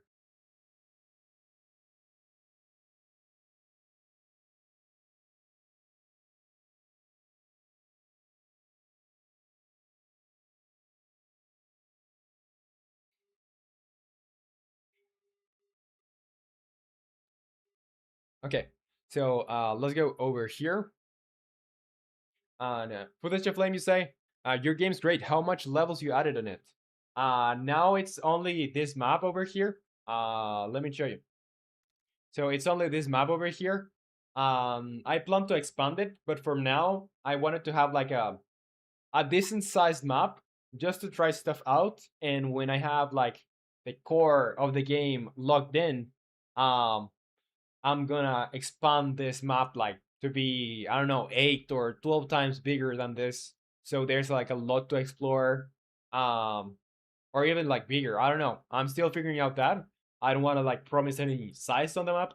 But yeah, once I lock the core, I'm gonna make it bigger. Now it's just like going towards zones in this kind of small map, but like decent size.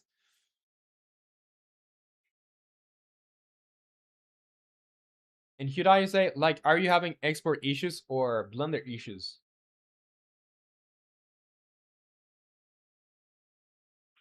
Yeah, I want to know that too. So maybe we can help you with what you're experiencing. And Monlef says, "Salut, mon ami. Comment ça va? Bien. Croissant. Roman, do you like? Is that how you write croissant? I don't think so. Uh, yeah. What's up? It's going good. Going good. All right. So let's go over here. Yeah, it's very hard to like pronounce croissant for me.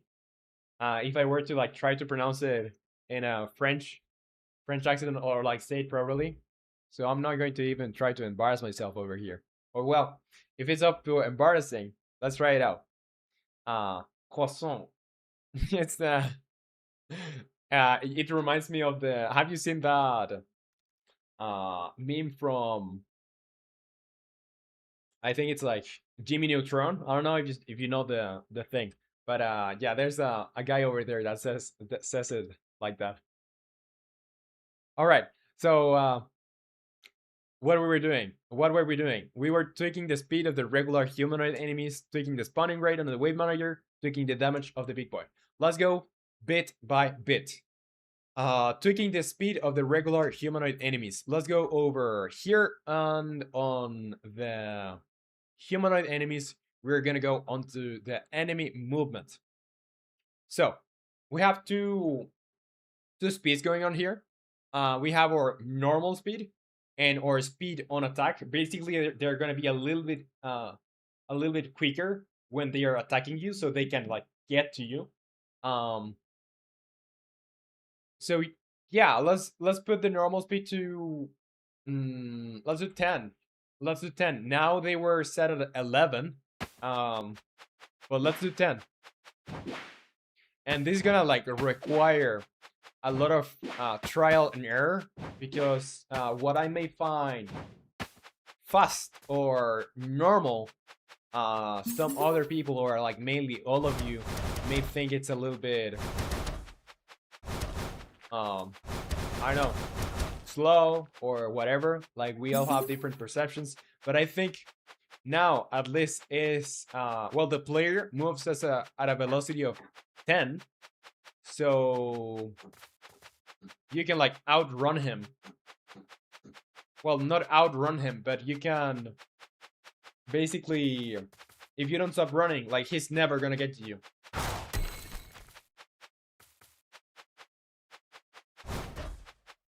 Okay, let's say we're gonna make the enemies just slightly slower than the player. So the player has a velocity, or sorry, a speed of 10.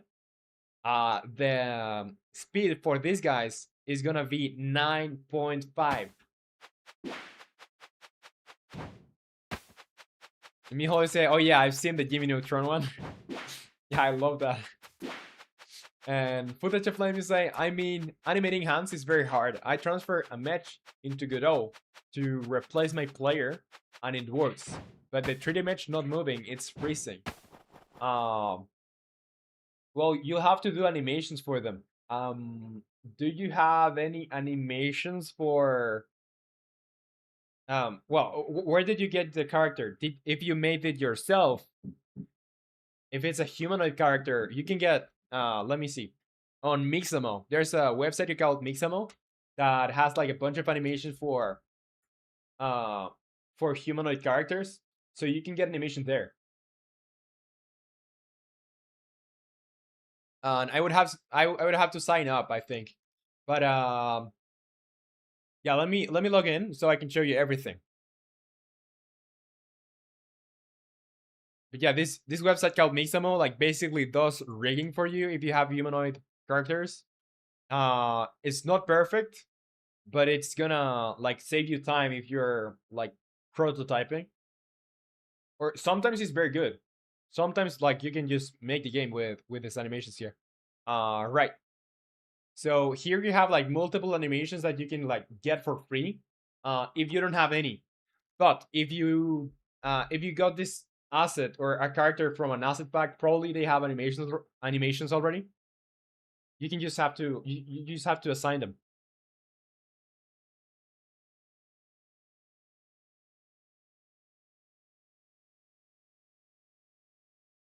And footage of flame, you say, can you make an add FPS perspective to your player, even it's third person? Yes, you can do that. You can do that. If I were to like, I think this one would work. Let me go into the camera.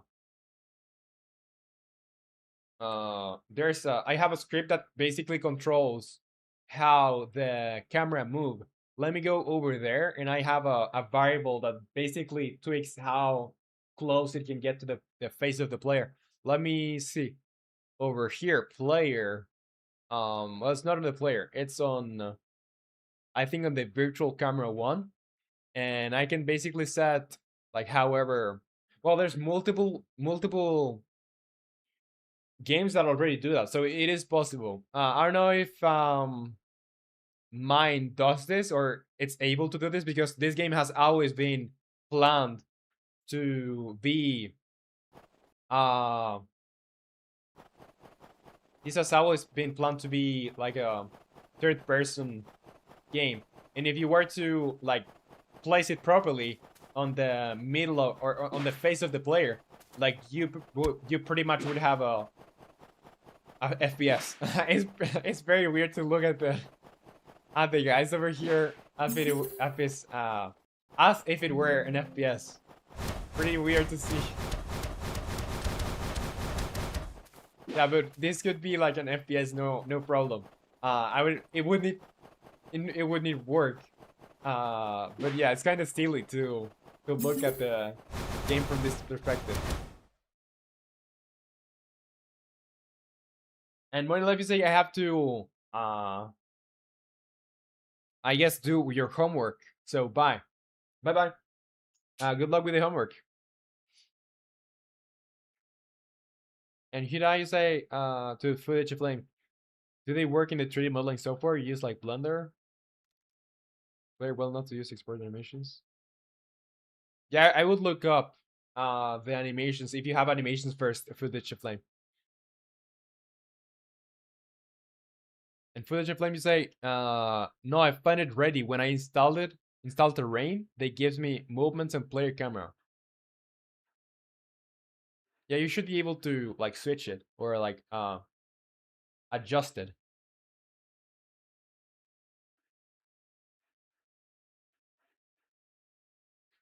Yeah, it will need a little bit of adjusting, but it can be done. It can be done. All right. So let's see what the new speed feels like. Because I wanted to try that out. Because now I believe that it's not going to be like super complicated for. It's not going to be like super complicated to avoid these guys because yeah now like the only advantage they had on you was their movement speed really. But we can try it out. We can try it out. A lot of well, Nick said that it would be beneficial for the enemies to not be as fast as you, because they are pretty annoying in large numbers.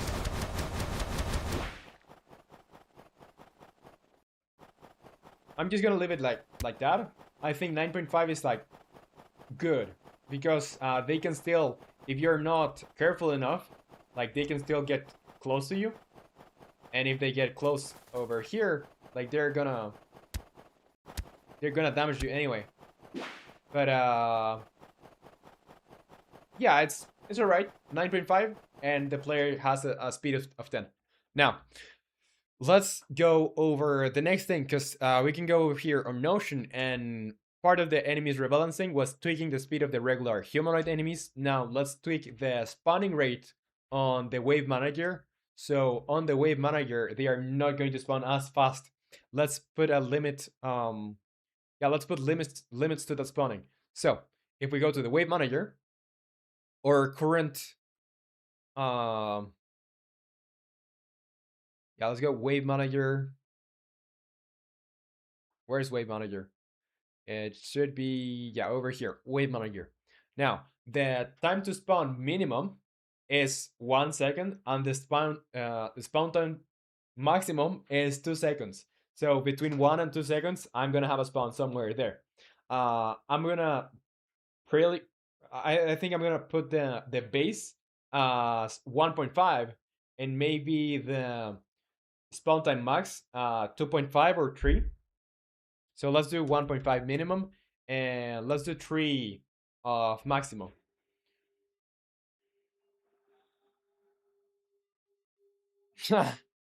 And Nick, you say, pop quiz, is romanleco Romanian? In footage of flame, you say how you switch between levels, like doing transitions whenever you go the next mission. I find most horror games using fade in out black color screen. Well, that's one way to do it. You could easily, well, depending on how your game works, you wouldn't really need to even have a transition. Like there are games, for example, I don't know if you have played God of War or you have seen God of War gameplay, but there are some parts in God of War where in the latest ones, like I'm talking about the latest God of Wars, where you go through like some cracks, so the like you get to like crawl under some cracks to pass to another part, and in there it is not a loading screen, but it just slows you down so the game has time to load the next level, and the player doesn't notice because it's gameplay. Like you're just going through something, you're being slowed down, but what the game is doing in the back end is like basically loading everything else. Should I say he's Roman? I can confirm he told me once. And Miho always say Nick Wasn't pineapple is my answer. Fair, very fair answer. Very wise, even. I would call it wise. And put it to flame. You say what language you're using for that program? I'm using C sharp. I'm using C sharp with Unity. This is the language. I think you can use JavaScript too with C sharp. I haven't tried it. But yeah, this is the language that I use. All right. Now let's go to the next one. So the next one is tweaking the spawning rate. Yeah, I think we did that. We just have to try it out if it's better. And I'm gonna make the enemies spawn normally. Again, I'm not going to use the debug numbers, because the debug numbers are way easier, you know? Because I don't want to be like having to beat a whole wave before trying stuff. But let's put it to normal. I put it to normal to just try it out, like how it's gonna be for anyone experiencing the game. Okay, so now they are spawning way less often, and I think I could even like take it towards like 2 to 3 seconds. Because now it's 1.5 to 3 seconds. I'll have a spawn, but I think I could make it like 2 to 3, and it would still be all right.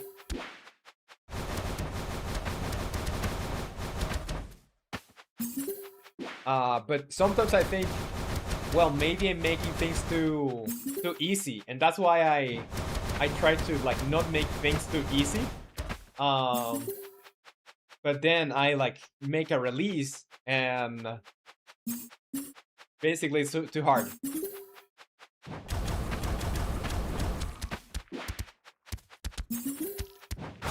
Yeah, I think that spawning rate is, at least it's better.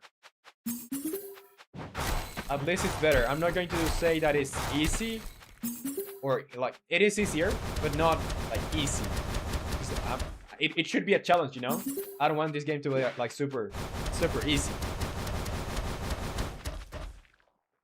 Yeah, I'm just gonna set the base to 175, just to be sure that no one's gonna complain. Well, people are gonna complain anyway, but let's do 175, so people have enough time to like get their stuff together. And footage of flame, you say? Yes, I saw it many times in big games. And also when player open door and sequence starts to begin, it's like beginning cutscene of some gameplay. I searched it for it. It's hard to do. It takes a lot of setup. I wouldn't call it like super hard. Like it requires more steps than just a black screen.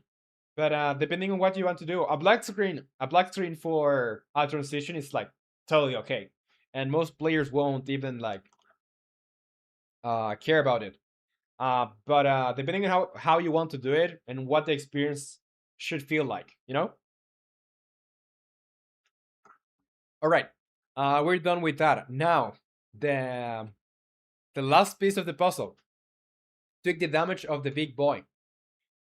So over here, what I have for the big boy is let's go in there. basically I have made uh, the areas have a have their damage points, right? So this is gonna be the hit area that he uses when, well, the collider that enables when he's like doing the ground slaw. Um, and it's doing like 50 damage points, which is basically like half of your health. I think I could make it be like, I don't want it to be I don't want it to be 25, which is gonna be like a quarter of your life, because you're gonna be able to heal, and you shouldn't be like trying to fight him head on unless he's staggered. And when he's staggered, he's not going to move. So I don't want you to fight him head on. I want you to like wait and like try to dodge him. So I'm just gonna make the damage point set to um 35. So if you don't heal and you receive 3 full blows at you, you're gonna like die. You know, after three blows, but not 2. You have like 3 chances. So yeah, 35. And BHS San says, okay, what's up, BHS San? Welcome to the stream. And also Art is here. Says, yo, what's up, Art? Welcome to the stream. How are you, dude? It's good to have you here. How's it going? Let me try and see if, oh, everything is going fine here. All right.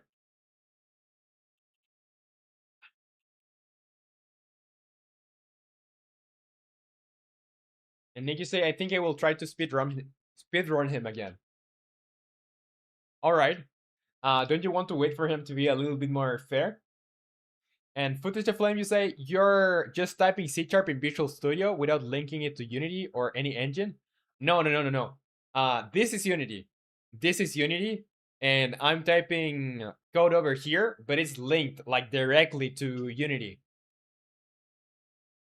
Okay, so over here, yeah, we're gonna do 35 damage, and on charge hit area, yeah, the same thing, 35 instead of 50. Like after 2 attacks, you shouldn't be out. After 3, if you don't heal, you should be out.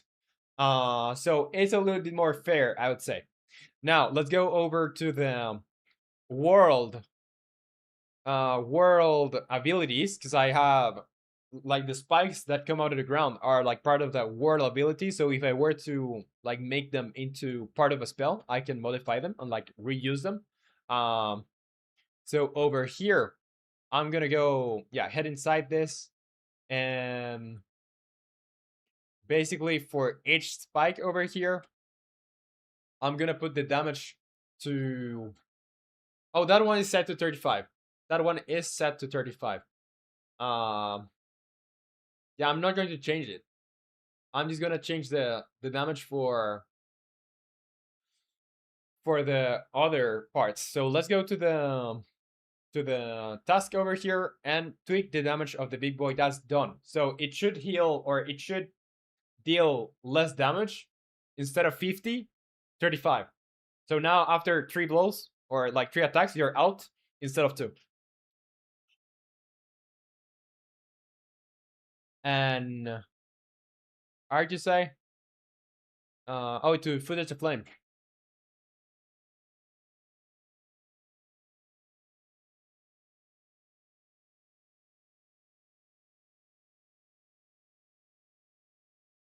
Yeah, exactly that. All right. So enemies rebalancing is done. Let me just write a comment for this commit. So what did we do? It's enemies rebalancing. Enemies rebalancing plus names on entity data. Entity data. So over here, the humanoid enemies are slower. The big boy attacks deal less damage. On what else? Oh, the enemies and the enemies spawn slower. Yeah, I think that's it. Now, we also changed the on the entity data. On the entity data, there the name of the entity can be assigned, and it will be used um in the big boy to update the the boss health bar. All right, that's it. So let's commit this to main and push this to origin. And I think I did save everything, right? Did I save everything? I think I did. All right, that should be it. That should be it. Now, I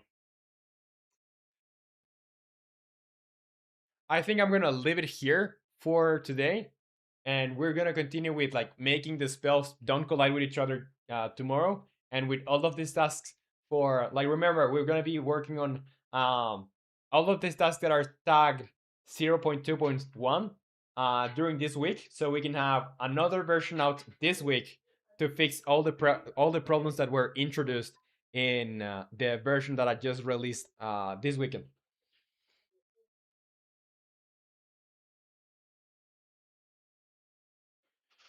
Footage of Flame say, can I open the SLN file in another engine? Yup, I believe so.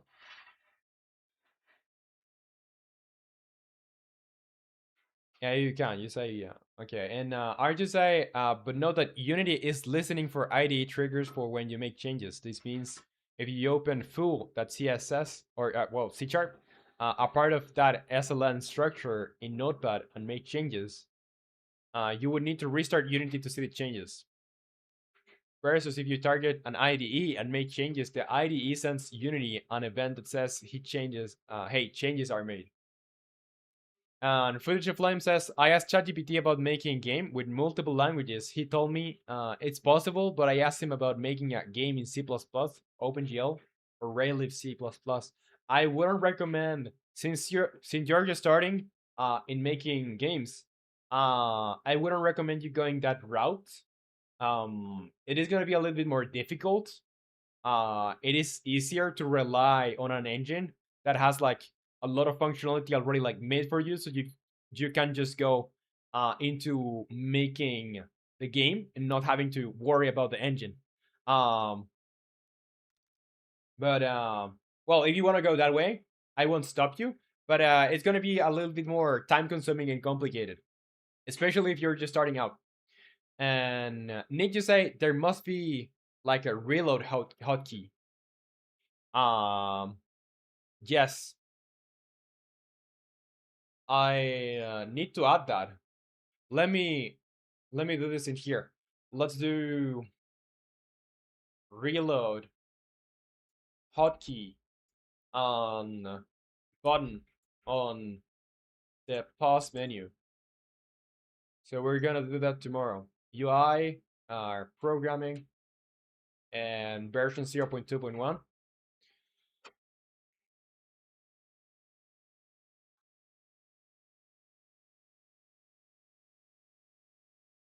Did I say?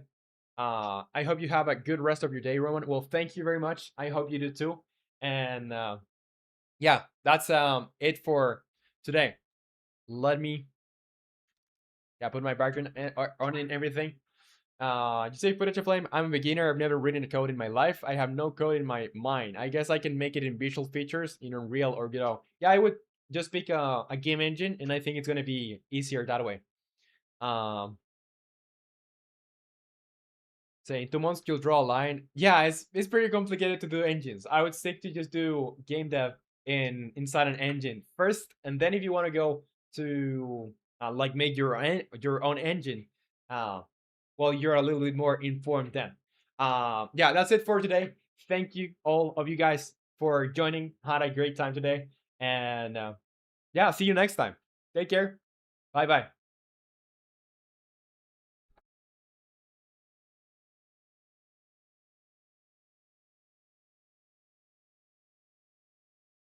Bye Art. Bye Footage of Flame. Bye Hyundai. Bye Nick. Bye Mijo if you're still here. Yeah, bye Mijo.